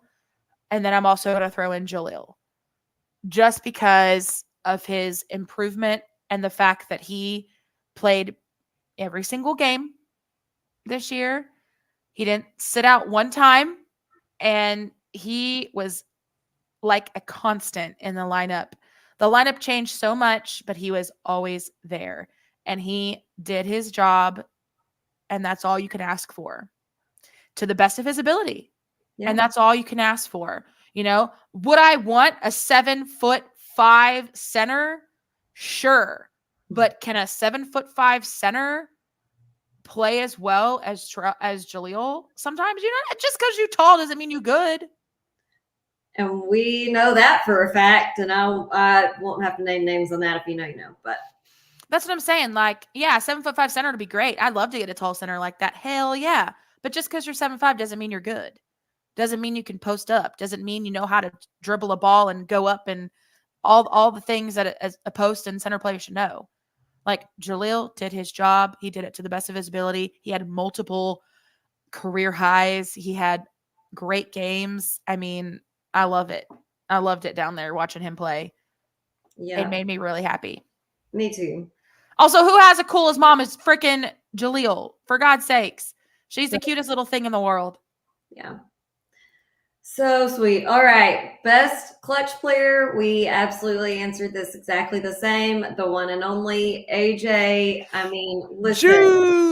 There's been so many games that I cannot count them that he has won on a last second shot, most notably and most recently, and not even because of recency bias. It really just is the most notable one of the season. First game of the WAC tournament in Vegas against ACU, literally on the buzzer. And if you watched him right after the game, he said, I wanted it. Coach knows I like the last second shot. As soon as the ball left my hand, I knew it was good. That's who you want shooting a buzzer shot, is someone who says, I like those shots. I will take it. I know when I'm taking it, it's good. You don't want somebody who's like nervous about the last second shot, because you gotta be confident before you put that up. Yeah, you're exactly right. You don't want someone who second guesses themselves in that moment. Like, the game is on the line here. You want someone who has the confidence to literally catch and shoot no matter where they're at. And AJ, he's done it before. He did it when we played Louisiana Tech last season. Yeah. Obviously, he did it in the conference tournament this year. He's had many other last second buzzer beater layups or shots. He's just like, I'm so sad that was his senior year. I know. So sad. Not just because I love me some Juice and I think he's a fantastic addition to the team. Good role player. Again, same with him. But like, he's just such a good athlete. He's so fast. He's so fast. He's like him and Cece. Him and Cece could literally back if we could run circles around people. Anyway. Oh, yeah. All right, next. Funniest player. So we put different guys on this one. They're both funny. I know. So I put Jelani. Jelani cracks me up. Okay. Was it the last home game or the next to last? The next to last. It was mainly the next to last. He did it the most, but like the last home game, he did it as well. But okay, second to last home game. This Jelani was so hyped up that for almost the entirety of the second half of the game, he stood up at the bench and would not sit down. Yeah. He would not sit down. And he was just hyping up everybody on the bench, doing silly stuff, making funny like he was all over the place. But like he said at one point, he's like, I'm not sitting down. I'm not sitting down. I'm going to stand up the rest of the game. I'm going to stand up the rest of the game, no matter what the ref says. It's like, if you don't sit down, you're going to get us attacked. He just cracks me up. Like, I think, honestly, just Jelani just standing there cracks me up. He makes the goofiest faces when he's off on the court as well.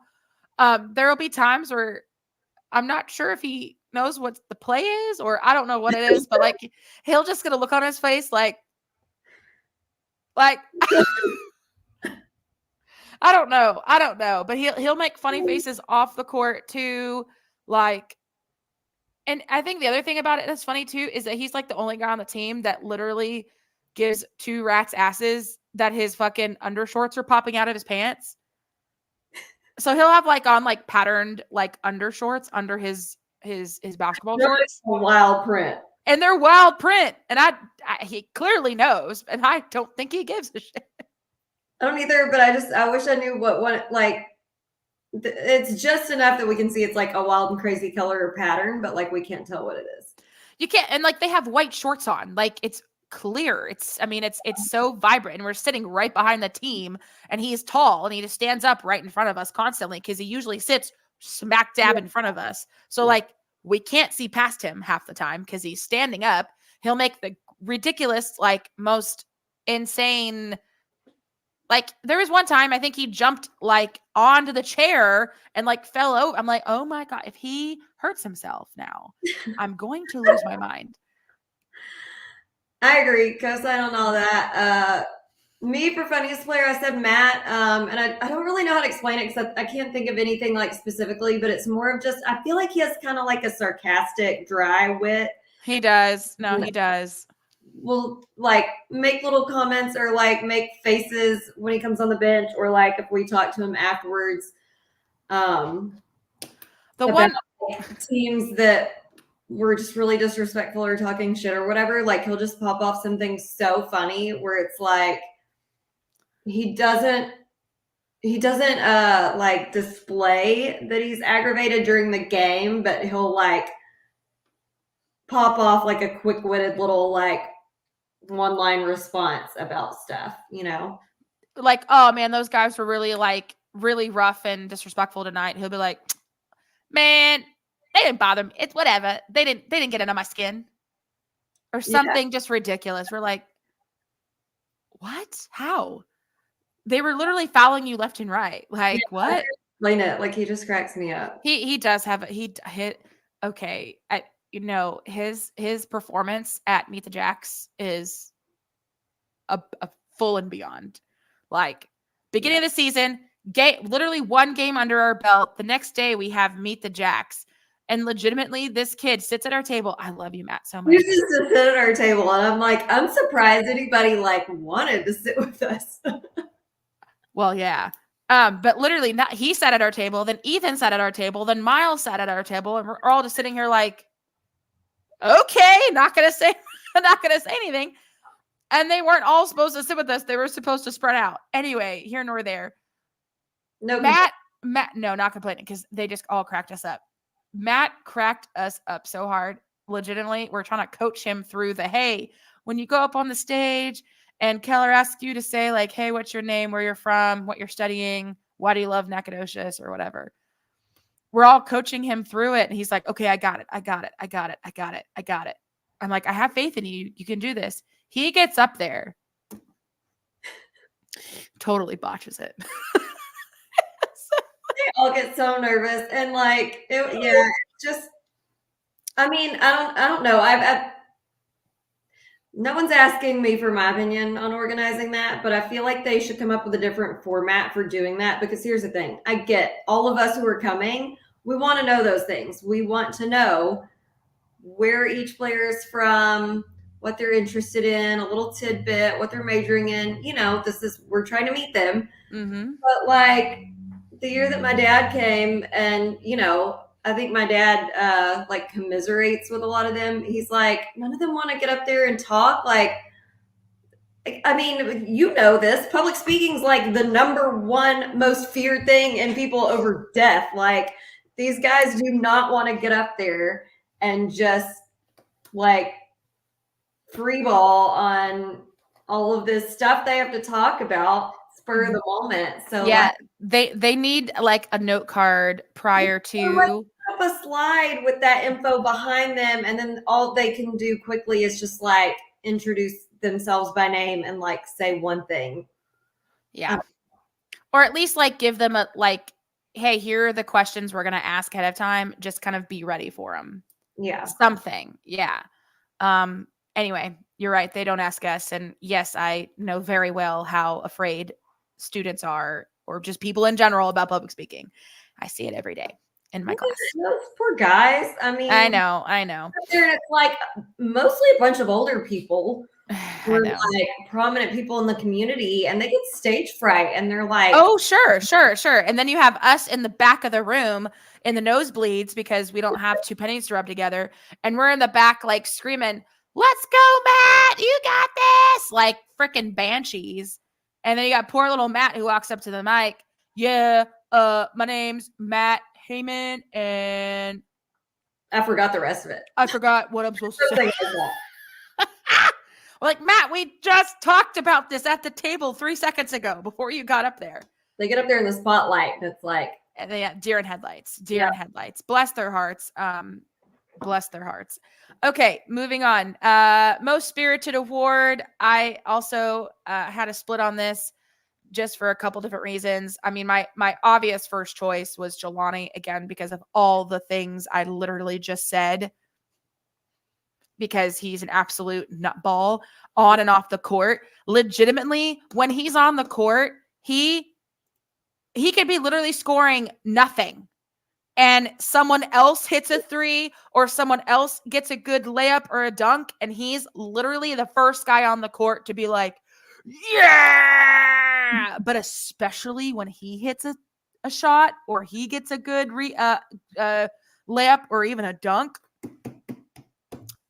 that whole place, that the roof just blew off of William R. Johnson. He's nuts. His passion with the game is so apparent on his face. He loves it. And he loves it. So I also said Frank for other reasons. I mean, Frank has great sportsmanship. He also is super fired up even when he's not on the court. I mean, we saw it in the Caymans for the first kind of glimpse at how like spirited and pumped up he gets. My favorite Frank move is when he's like really feeling it and he does like the tiny claps. You have a little gif of that. I have many gifs of Frank doing this. It's funny. He cracks me up. Anyway, your turn. No, I do agree with you on Jelani. I put him on another category that's relevant to this one. So I put Frank for this one. Everything that you just said, and we said this in the last podcast. So Frank, if you're listening this time, you can pop in again and let us know. But yeah, I think he's just, number one, he's one of those players that he literally has the same energy level, whether he's on the bench or he's in the game. Whether he's in the game scoring, whether he's in the game not scoring, whether he's on the bench, wherever he is, it's the same level of engagement and energy. And I feel like he's one of those players I just really enjoy watching. And I'm not saying anything bad about any other players, because I think personally when I played, I was the type of player who didn't show a whole lot of emotion for many reasons that I won't pontificate on because y'all don't care about me. Ooh, nice word. But like, I just feel like he's one of those players that is so fun to watch because you can tell that he is having fun 100% of the time when he's playing. And like, especially as someone who's played basketball, like that's the most important part. And you're really going to reach your best, like optimum level if you're just enjoying what you're doing. So I just love watching him play. He is so spirited and energetic, and he's just enjoying it and having fun the whole time. And that's fun for us to watch. I agree. Great reasoning. Next up, best sixth man. So mine was, honestly, I'm going to be for real. Like, honestly, just depends on the lineup and who's already in the lineup and who's not. So I put Frank or Cece. Honestly, really depends on the lineup. If Frank is starting, so then I'll go Cece. If Cece is starting, go with Frank. Like, but any of the guys that came off the bench this year to come in the game really all deserve some recognition because our bench was deep and our bench scored some points. I do agree with that 1000% because we bragged from the start of the season, and it was true. And everyone who watched us play saw it. We had literally anybody on our bench I would be comfortable with in any game. And many times throughout the season, it was bragged about how high we were ranking in bench points. Yep. But for the sake of this award, I put the exact same thing as you. I put Cece and Frank. And the most noteworthy stat to point out why I selected them was that they were number 4 and 5 in the top 5 of most minutes played on our team.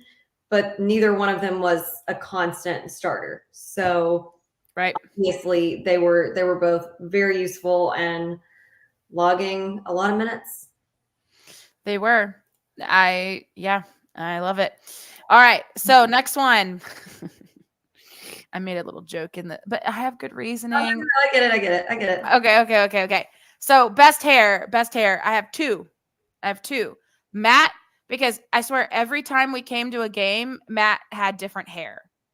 He either had it in braids, he had it cornrow, he had it poofed out in a fro. Like, there was never a moment when it was the same hairstyle. Some days he'd wear it all pulled back in a ponytail. Some days he'd wear it half up, half down in a ponytail. He had it. It was always different. Shout out to Matt. My second choice, and follow me on this one. Mr. Clean, Clayton Southwick. Best hair. I'll tell you why. It takes a strong man to fully shave off your hair and be bald and wear it with pride and kick ass doing it. Not many guys his age would feel comfortable having no hair, being bald. He has had hair. Like, it's confirmed he used to have a full head of hair, but he shaved it. So to be confident enough to freaking shave it and keep it shaved, knowing full ass well that you'll probably be called Mr. Clean, I respect that. You know what? I'm going to agree with you on that one. And I'm glad that you pointed that out, because actually, so one of my good friends from high school, Joey, he started, I wouldn't say he started balding, but it was beginning to thin, like junior year of high school. And like, I think first year of college, he was like, you know what? Buzz. And he has worn it bald ever since. So for mine, I had two, and one of them was one of Alex's, Matt. And I do agree. I like the variety. I like changing it up, switch it up, give us a little something different. My other one is Ethan. And I mean, listen, I chose Matt's and Ethan's hair as best hair because I like the curly natural hair. Yeah. I feel Matt on his hair, because right before we got on here today, I was bitching to Alex that my hair is just irritating me today. And the next to last game of the season, when he finally wore his hair natural this season, and I said I liked it, he was like, oh, it's annoying me. And I feel that some days it just be like that. That's very true. Yeah. No, yeah. I do like Ethan's hair. Yeah, I do. And I'm always very partial to Trell and Chemo's braids too. So I do love. Yeah. Okay. Next, best off-court style to me. So I think we said the same people last year. But like, it's different. I had to look back.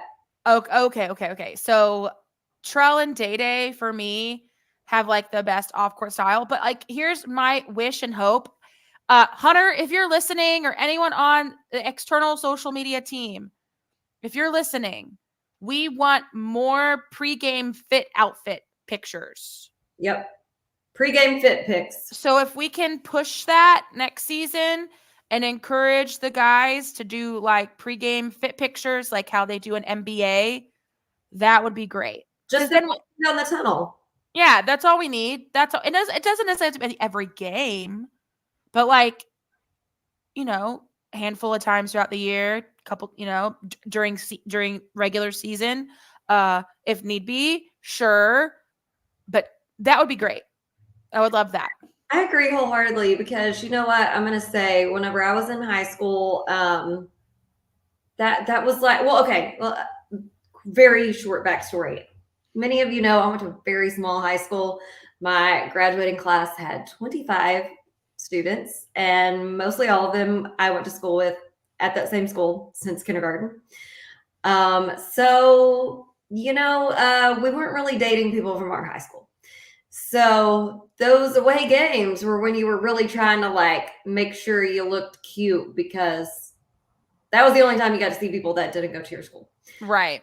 So the game days, like, you wanted to dress cute. And so I feel like these guys might want to like wear a cool out. I mean, it gets you in a good headspace and a good vibe too, to like wear something you feel good in on game day. So we would like to see it. I agree.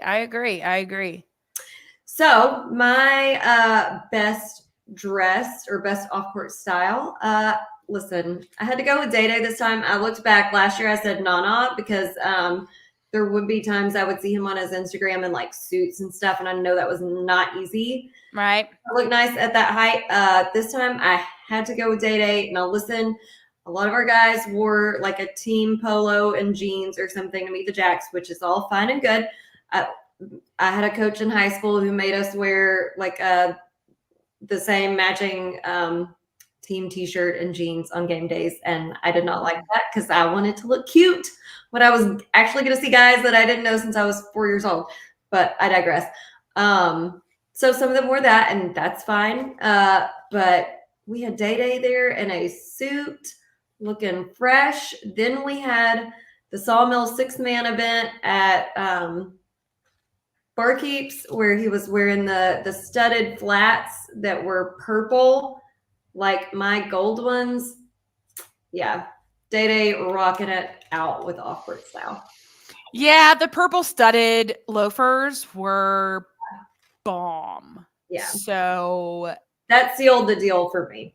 Yeah, I mean that's mainly the reason I threw Day Day on there. But so with Trell, for me, it was he's always in like this very like sporty, casual outfit kind of vibe, and he wears a lot of which looks good on him. But I hate this team with the passion of the Lord above. Dodgers. He has a lot of Dodger outfits that he always posts on Instagram. I hate the Dodgers so much, but it looks good on him. Yeah. Okay. Anyway, cheek. I digress. All right. Almost there. Best dunk / play of the year. I think you had a couple extra that I did. You could explain those, but we had the same one. Best overall dunk of the year. Oh yeah, Matt's top 10 play dunk post, disgusting. It blew up all over SportsCenter, this, that, whatever, all over Twitter. That was the most disgusting dunk of the year. Shout out to Matt Heyman. Yeah. So I did add Jalil and Nana on there because like some of our stat sections,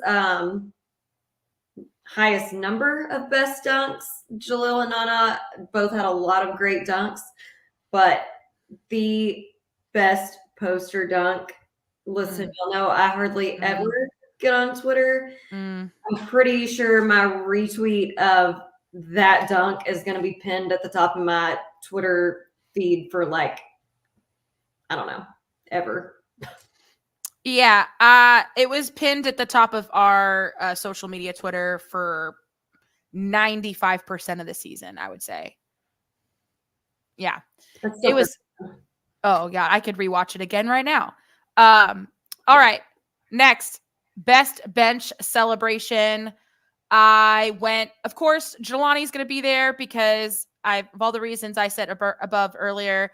He's always celebrating on the bench, always doing goofy moves and craziness and running back and forth and high-fiving everybody and all these things. But I also really love Ethan's bench celebrations too. Ethan always like does like some sort of like arrow. Psh. He likes the arrow move. He likes the arrow move. There was a couple others that he did, but yeah, like I also love how all the guys, I don't know if it's just like a collective agreement that now instead of saying like, hey, we just hit a 3 like this, it's a 3 like this. Oh, I don't like that. What is that? Like they throw up the 3 like that. I don't know, but I saw them do it and now I do it. Anytime someone hits a 3, I never do 3 anymore. I throw up my 3s like this. Oh. I know what the kids are doing nowadays. I'm so far behind. I know. I didn't know about it either until I'm watching them during the game, and all they did after every 3 was this. And I'm like, oh, is this the thing now? All right, well, I guess I'll do it. Yeah, so who I was referring to when I said I had someone else for best bench celebration when we were doing Most Spirited was Jelani, because Jelani is always hyped up on the bench, like we talked about in that last home game. I love to see it. Gosh, I mean, it's just so wholesome to be that excited when your team is doing well and your other teammates are doing well, and absolutely just to be happy to be there, man. Just happy to be counted and involved. Yeah. And that is all Jelani ever wanted, was to be counted and involved and have people support him. And by Joe, he has that. Tess Rance is on the Jelani train. She bought a Jelani shirt. Of that Jelani train, man. She is tootin' that Jelani train all down University Street. All right. And last award of the PMA Dundies, This is the new one I just added on last second because I was, I don't know, just waiting in my head. Best post-game hug. So you go first since you made it up, and then I'll. All right. Because, I mean, here's the thing. All we want to do, win or lose, is give these boys a hug. So when they actually come over and give us a hug, it's nice. And we're like, we want to just tell them, regardless, good game, we're proud of you. Either keep it trucking, keep it going because you guys are doing great, or shake it off, next game, push this out of your head. So there was always guys that would always come over consistently and give us hugs, and we love them so much. One of them being Trell. He was our sweet baby boy. Had the best hugs. He never was like, oh, I'm sorry, I'm sweaty, I'll give you a hug. He'd always just come in hard, boom, hug, every time. The other one, two of them, the other two are new this year, and they always would come over and give us hugs, and they would always be so appreciative of us and would say that verbally. And I love that. And I thank you. I don't need the recognition. I don't have to have that. Neither of us do. Like, we do this because we want to do it, not because we want to be recognized by the book. I could care less if none of them knew my name.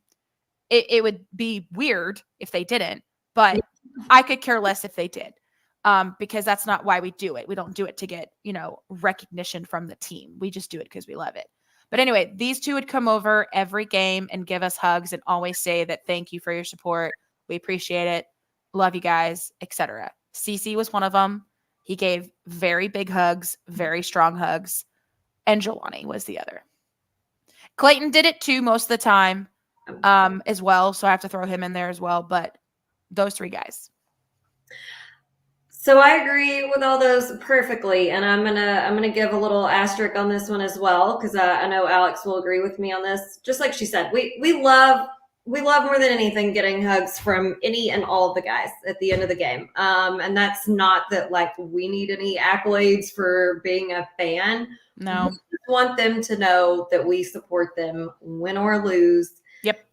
And if they played a great game, we're going to be there to give them a hug and congratulate them on how well they did. And if they had the worst game ever and they just need a little hug and a quick little pep talk of it'll be better next time, we're going to do that too. I mean, we've told the story before of the junior year of Nate Bain when we didn't even make the conference tournament. And so our last home game was the last game of the season, and we knew that was it because we didn't make the conference tournament. And at the end of that game, you're gonna make me cry because that was such an emotional game. It still makes me cry.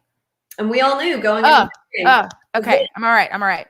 And at the end of the game, I mean, and Nate would not be ashamed for us to say this. No. He was crying, and he came straight to both of us like he did every game, and we both gave him an extra tight hug, held him a few extra seconds, and said, you know what, we love you next season. And by God, the next season, what happened? Fucking COVID, bastard. But we beat Duke. I know, but still. Anyway, point of that is just to say it makes us feel good if they come over simply because that lets us know that our support made them feel good, which is our only point. Yeah. So there's no like better hug because we would love for all of them to come if they want to, and if they don't, then that's certainly their decision. But definitely out of the three who most consistently came over, Trell, we have the longest rapport with because we do for several years. Yeah, comes and gives us a hug every single game, win or loss. Yeah, and he knows that we ride for him, and he knows that we ride or die for no matter what. And then Cece and Jelani, like Alex said, this was their first year. They didn't know us from Adam when they got here. And nearly every game, both of them came over. They were both always, thank you so much for coming. I've recounted the story of when Jelani came over and our friend Amanda was sitting beside us. Oh, that was such a nice moment. The first game that she had sat down with us, and he literally stopped and said, oh, I don't think I've met you. My name's Jelani. Introduced himself, shook her hand, said, thanks for coming. He didn't have to do all that. No. So he could have just walked right through, but he noticed and he stopped and made a point to introduce himself, thank her for coming. And like we've also said in multiple podcasts, different games, various games, CC would come over and say, "Oh, I'm going to do better next time." And we're like, "Man, we were proud of you tonight. And like, we'll give you a hug for every game. Like, don't beat yourself up because you were being harder on yourself than probably anybody else is." Yeah. So, yeah. Okay. Yeah. Continue. So yeah, that's it. We just love to make them feel loved and supported. So yeah, and you know, and I'm just gonna bring up Jelani one more time. I think also too, I really appreciate him and also Frank and a few other guys. Like, we all know my mother. She's probably listening right now. She's nuts, but it's all out of a grandmotherly love that she, for some crazy reason, has attached herself to a couple of these guys, AJ being one, Jelani being another, Frank being another. And they're so sweet to her, and they follow her back on Instagram. She'll message them and say, "Good job, guys, proud of you," and then they'll respond. And it really started with David. And David was like her first like real attachment to a player, meeting him a few times, and they still talk on Instagram, and it's the cutest fucking thing in the world. I know.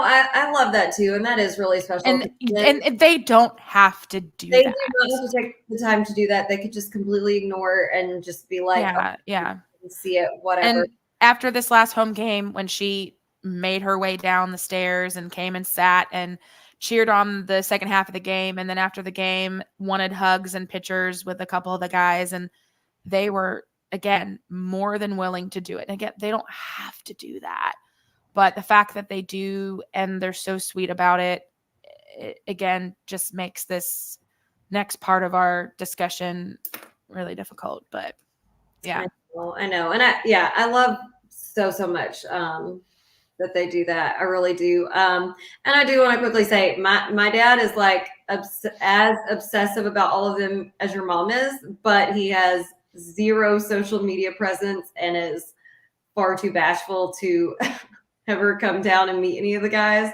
So y'all probably aren't ever going to see, hide, or hear of him because he has his specific spot several rows up from us.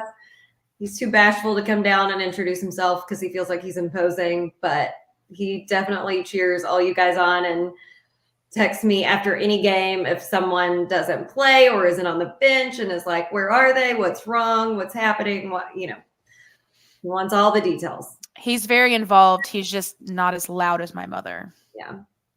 I don't think anybody's as loud as Tess, to be honest with you. She's something. But yeah, so anyway, that's the end of our Dundee's awards, and now we end with the more difficult portion of our podcast, and that's talking about the future. Okay, so as you know, I'm sure all 196 of you that are watching probably have seen many of the guys entering the portal. And as we've also seen that some of them have not entered the portal and or already taken themselves out, which is a very wonderful surprise for us. But so we just wanted to quickly tell you who's in the portal, who's not in the portal. And also, as of this date, because it could change at any time. It could literally change any moment. There's still about 40 or less. I don't know the exact date. Yeah, between like 35 and 40 days. So again, literally all we're going to do tonight is tell you who's in and who's not, because with 1 hour it could be different and nothing is set in stone until they either leave the portal and come back, but that could still change, or the portal closes, or they commit with someone else. Right.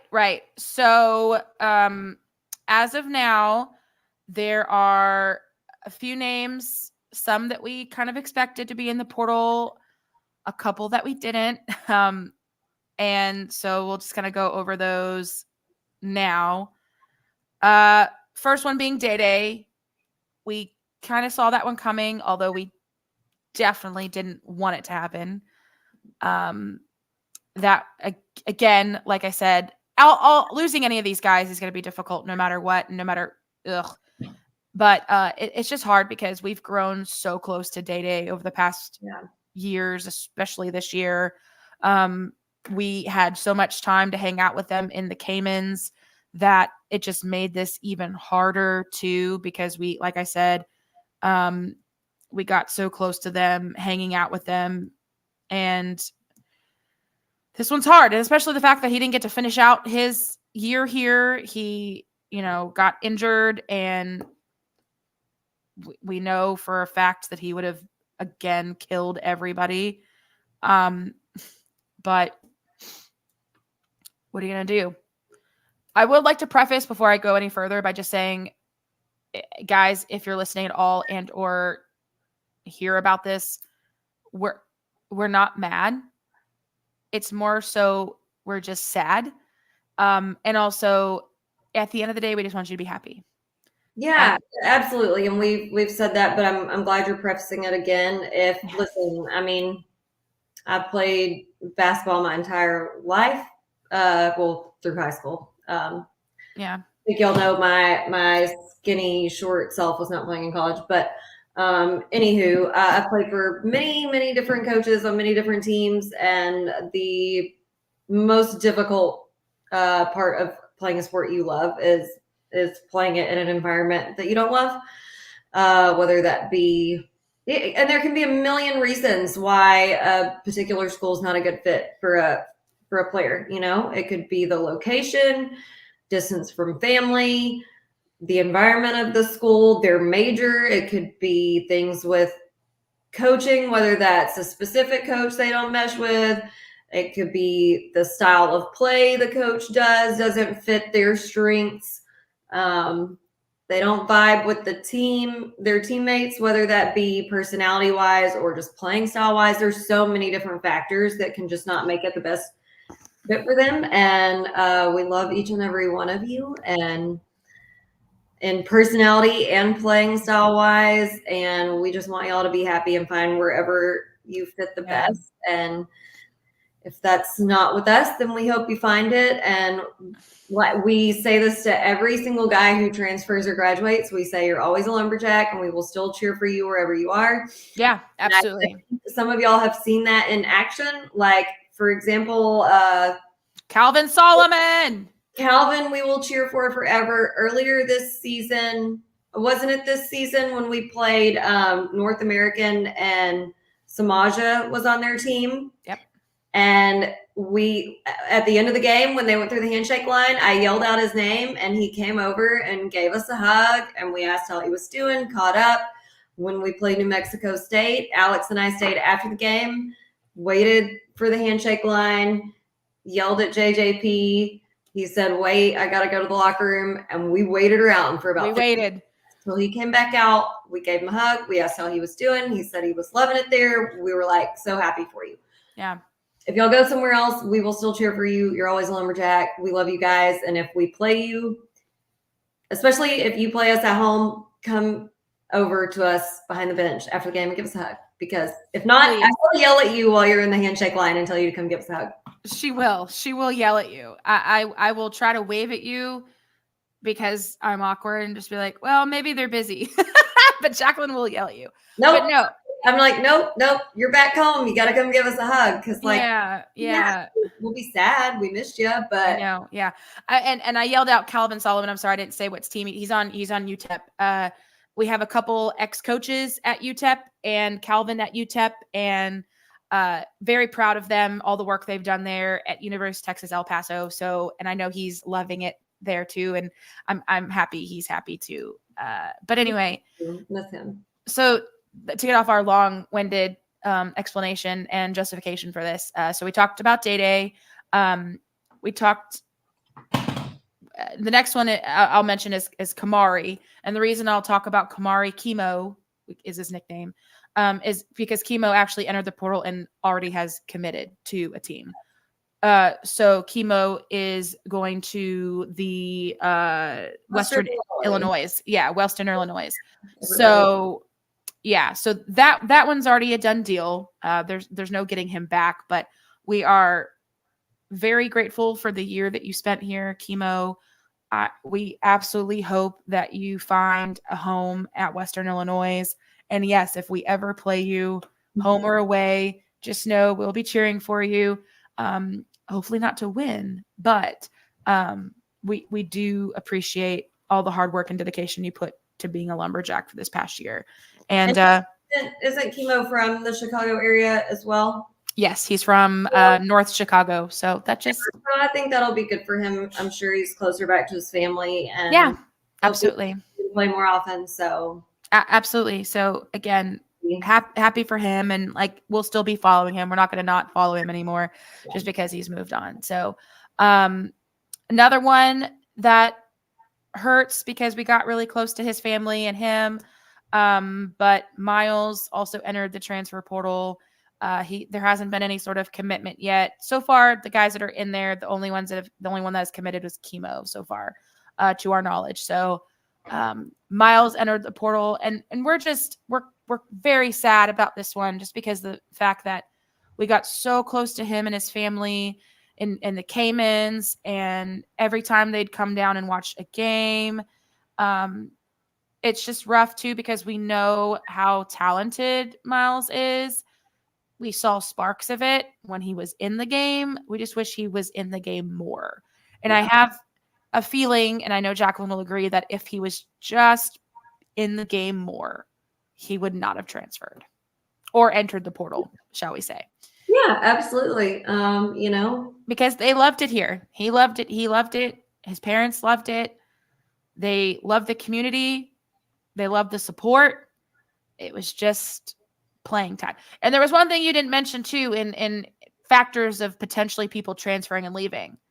The NIL has been a huge, a huge factor in all of this. And so if they think they can get more financial support on top of a, scholarship through NIL deals somewhere else, that may also be another reason why they're wanting to transfer. And again, a lot of these kids are using this money not only for their own support, but to support their family. So yeah, and you got to think, like, on the flip side of that, because of that, a lot of other schools will make offers to players, telling them that they have more opportunities as an enticement. And so it's not even necessarily that they're going seeking this out, but when it's being brought to them. Mm-hmm.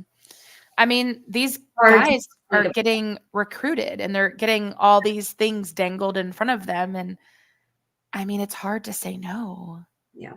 In the world we live in. So again, no animosity whatsoever. And hopefully the guys know this, but we just had to say it.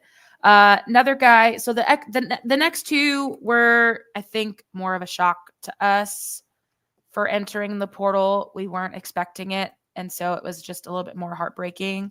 Jaleel being one of them. He entered the portal. Again, just because they entered the portal doesn't mean they're necessarily going anywhere. But there's always that chance that they will. So Jaleel entered the portal. That's rough to hear. And probably the worst one personally for me is Trell. That one was like a dagger to my heart. I'm not gonna lie. I'm gonna be 100% transparent. He's my dude. I've told him freaking face to face that I will ride or die for him. I still will. No matter what, even if he does go to another school, I will ride or die for him, because I just think he's a good dude no matter what. And I get it. But man, I'm going to be so fucking heartbroken if any of these guys transfer inside the WAC. That's going to be rough for me. Having to see them twice a year and they're not on our team.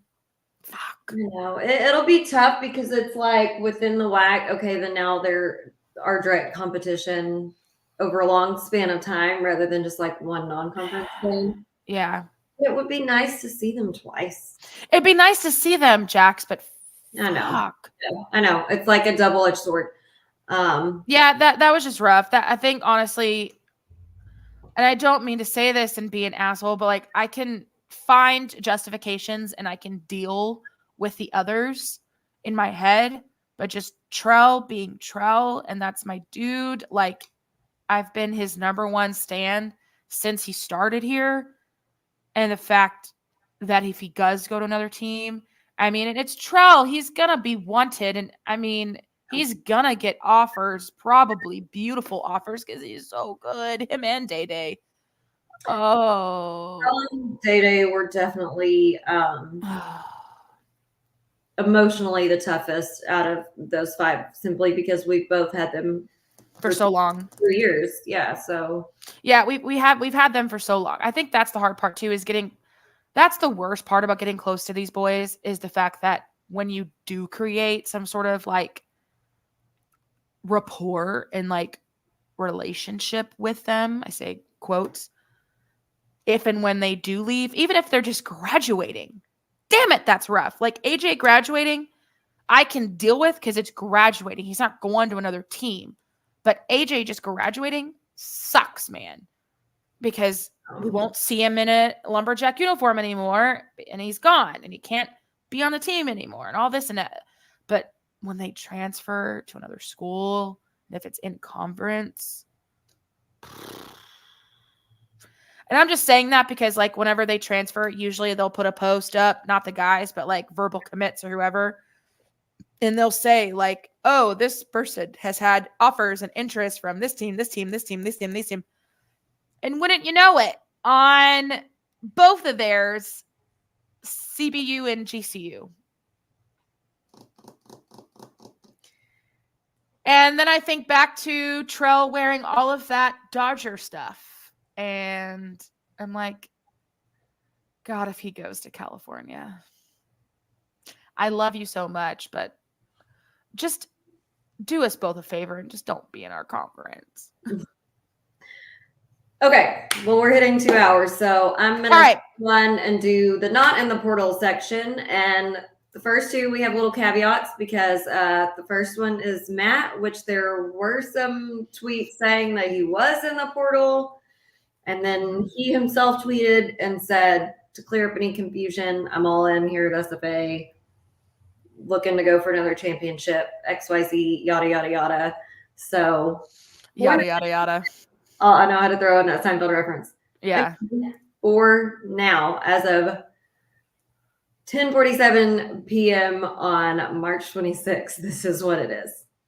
Yep.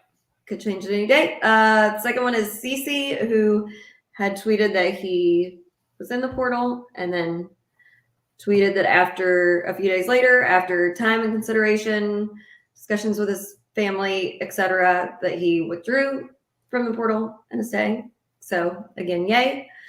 As of now, we still got, let me say this, we got no news on these guys. No news. Going in the portal or leaving. So as far as we know, because I know some of y'all think that we know everything behind the scenes, but we don't. So we only know what we're told, and what we're told ain't a lot. Ain't much. So as far as we know, there is no news of these guys joining the portal. Hopefully they will be back with us again next season. Jelani, Clayton, Ethan, Luke, Davion, Jackson, and Nana. Yeah. Which I'm not mad at. I mean, like, that's a good foundation. I would obviously love to have, you know, Jalil and Charles and Day Day still there. And Miles and Chemo. Yeah. But it's just the way the portal is and the way the NIL is now. I don't think there's a single team that will keep their same team. No. And again, I want to say, and this is why I just have not even tried to like give it too much thought or panic about it, because the first couple of days when we had a list of 7 dudes in the portal, I was like, oh, no. And then like 2 days later, it's down to 5. So like we've got a month left of time here, and who knows what could happen. So like it's no use like getting all in a tizzy about it today, because in 3 days it might be different. Yeah. No, I agree. It's just like, just, I guess, seeing it whenever you see a tweet and it's like, so and so hit the portal, you're like, like your heart cringes, your heart breaks, and then you're like, fuck. And of course, yes, there's always that opportunity or chance that they may not go. So everybody just hang in there. I know. She's saying this to me. Because I get very, I am my mother's daughter. I'm an emotional, I may have a tough exterior. I may put off the resting bitch face, but deep down, I am ooey gooey and mushy. And I cry at Hallmark movies, and I'm a big titty baby. So she's just saying that for my benefit. Hang in there. I'll be okay. I'm a Gemini. I'm dramatic. Leave me alone. Okay. So to finish us off, wrap it all up. Of course, AJ and Frank are graduating. Nothing we can do about that. We love them. Thank them so much for all of their effort and dedication to the team. And we can't wait to see where the future takes them. We will be watching every step of the way. Yeah, which we've already talked about it and already cried about it. So we will move on. Okay, so the last part here, the off-season episodes, definitely pending. We're going to definitely have one when the portal officially closes. So we're going to take about a month or so off. Once the portal officially closes, we'll get back on and we'll have some better news. We'll have some news about who is here, who is not. It'll be more solid. Yeah. Okay. Solid news. Hopefully better news, certainly more solid. For sure. Absolutely. We usually do a bunch of off-season ones in general. Some point, usually middle of the summer, we'll do like a, pardon me, Alex, summer shenanigans like we always do. Talk about our summer activities, what we're doing, what we're not doing, X, Y, Z. I would like to at least try, we say this every season, but at least try to do one baseball podcast with Coach Cardenas and the boys. So I really want to get that rolling because we've had Coach Cardenas on our podcast before. We love Coach C. He's hilarious. I love baseball. Jacqueline likes baseball as well. So we're going to really do our best to get that signed, sealed, and delivered for you. And then as always, we'll do a preseason. We'll do, the State of the Union. We'll do all the typical 3 or so preseason podcasts. We did this one, maybe a couple seasons ago. We did a Where Are They Now? I would love to bring that one back too, and maybe get some former players on. In the past we've had Nate, we've had a couple other guys, and do like a, little, what are they doing now type of, are they off playing overseas? Where are they, what are they doing in their lives and how are they doing? So we're going to try and get that rolling, I think, too. We haven't done that one in a while. Yeah, definitely. And we have a couple of newer guys on the list since we've done that who have graduated that we're still in touch with. Like you said, David for sure. And I know we have a few, like one specifically who, I'm trying to think of how to say it. He hasn't played during any of the time that we've done the podcast, but we've had him on several times, and he's had a change of school and job lately, which is Antonio Bostic. So we could have him on, tell us about, all his new changes. I would love to snag 2 big fishes if we can. One, Thomas Walkup. That would be a bomb episode. Yeah. And obviously number 2 be Kevon. Yeah. Be nice to have Kevon back on. We miss him a lot. I would love to snag those 2 big fishes for sure. For sure. We will work on that during the summer. Hopefully that'll happen. Fingers crossed. And then also we try to do other podcasts with other sports. So we're going to try to do the baseball one. Another one I would like to probably get on because I met him at the brewery, but the new soccer coach. I was going to say we'll have to do that because I haven't met him yet. So he's British. Love it. I love the guy. He's so fun. He's hilarious. He came into the brewery and I poured him a couple beers and he just is so excited to be here. And I'm pumped I would love to get him. I even told him that we did this and he seemed very into getting on and talking. So awesome. We definitely want to have him on. And we'll also at some point have a real special update one to discuss new AD when we get one. When we get one. That's right. So that'll be another podcast. So we might be in store for like 5 or 6 off-season podcasts. Yeah. There may be a bunch. Everything's happening.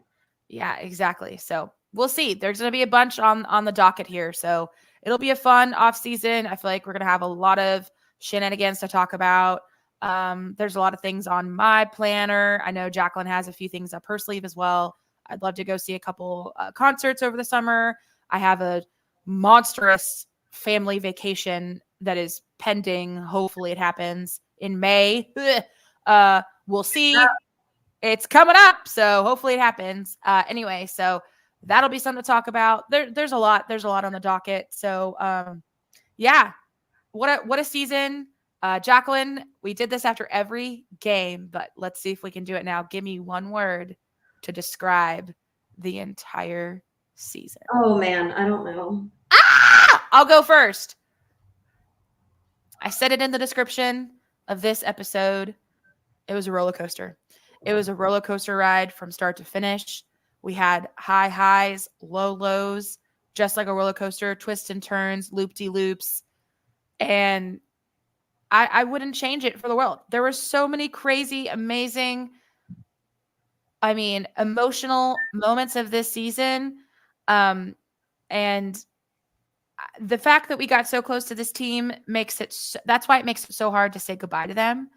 Yeah. That's why, you know what I mean? Like if this was 6 years ago and we were just starting this podcast and we weren't super close to the team, it would suck, but it'd be different. It's just different. You know, this season is just different.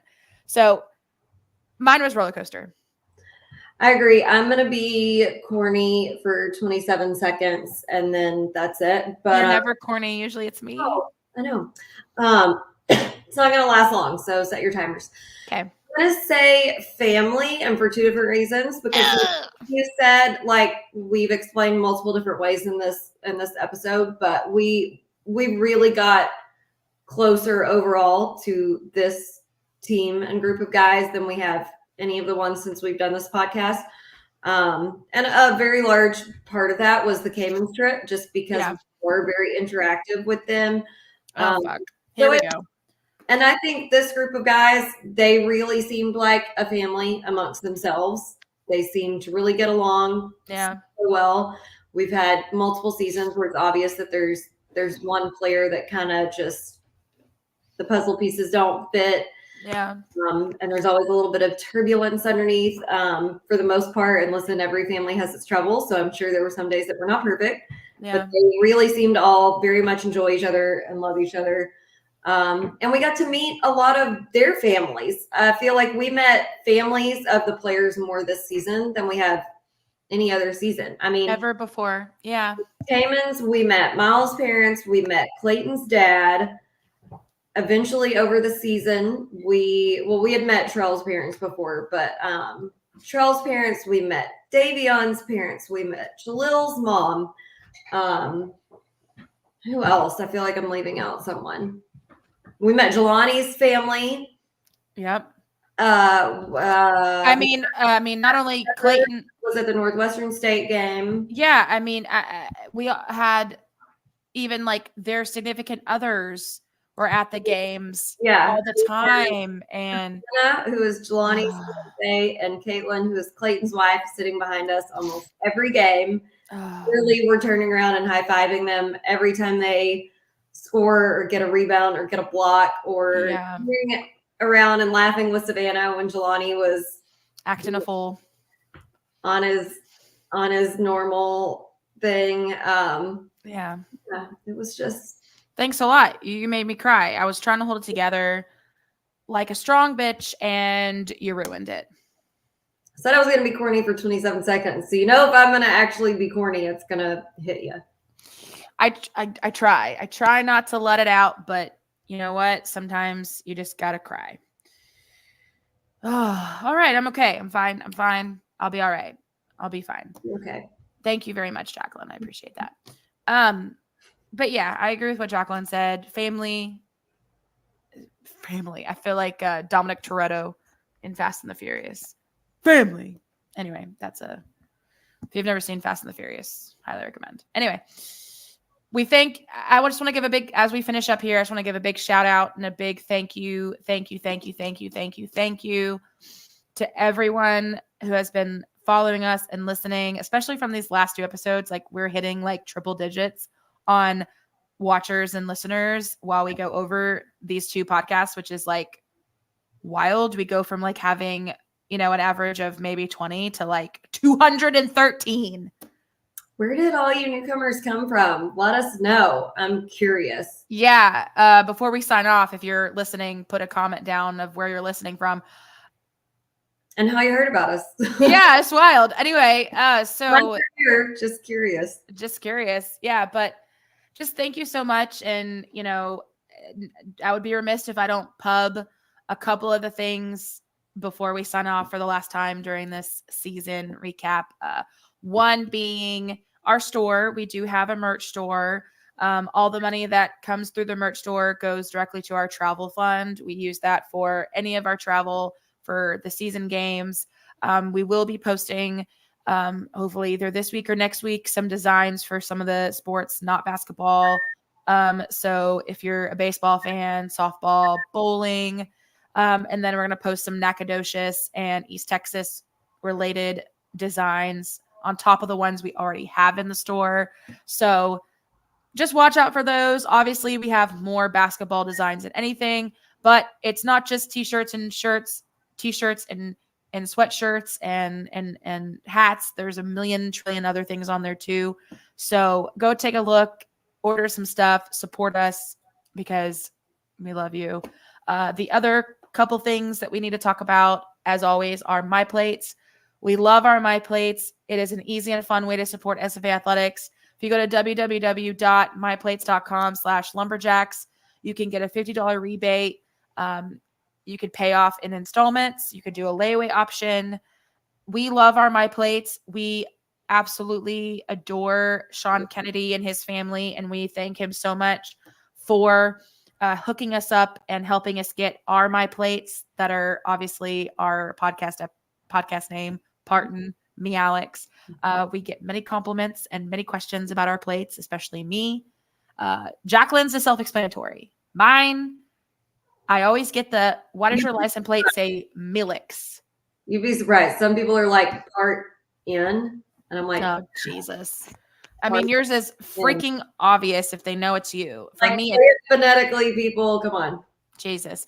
Anyway, here's your sign, but I digress. So again, if you want to support your lumberjacks, easy, fun, different, buy a My Plate for yourself or even that special lumberjack in your life and in your family. I promise you they will love it. Next, drink Fredonia beer, especially Purple Lights. Jacqueline and I are both employed by Fredonia Brewery. I do their social media marketing. Jacqueline schedules all of the amazing live music that happens at the brewery. So when you drink Fredonia beer, not only are you supporting us in our side hustles, but you're also supporting SFA Athletics because Purple Lights is the official craft beer of SFA Athletics. So anytime you drink a Purple Lights in a can or in draft, whether it be at the brewery or at any local establishment, you are also helping out the lumberjacks. And then last but certainly not least, the Sawmill 6-man. This is very important, people. Listen up. If you want to learn more about the impact that this program has on our basketball team, go and watch our episode from the beginning of the year with Matt Rocco and Gary Lee Ashcraft when we talk about the Sawmill 6-man NIL collective. if you're wondering what you can do to help potentially keep good players at SFA, not only for the guys, but the girls too, this is how you do it. You help support the players by contributing to the Sawmill Six-Man. And it doesn't matter if you have $5, $10, $20, $100 or more a month, whatever you can give. And that episode answers absolutely any question you could have about NIL in general, what it means, and how these guys help run that collective for SFA men's basketball. So yeah, if you haven't ever researched it on your own or talked to someone specifically who actually does that, then you need to go check out the episode, because there are a lot of preconceived notions about NIL that are absolutely incorrect, either generally or in how we do it.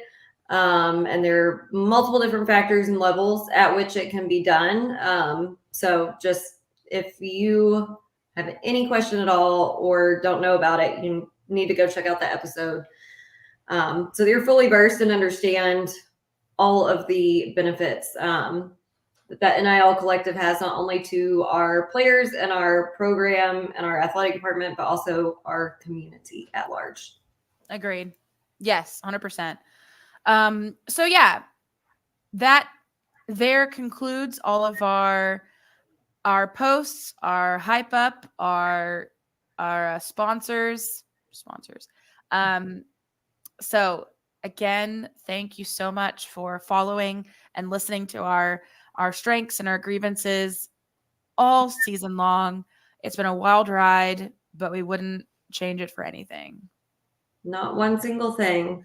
And just know we are giant killers, and we always will be, no matter what.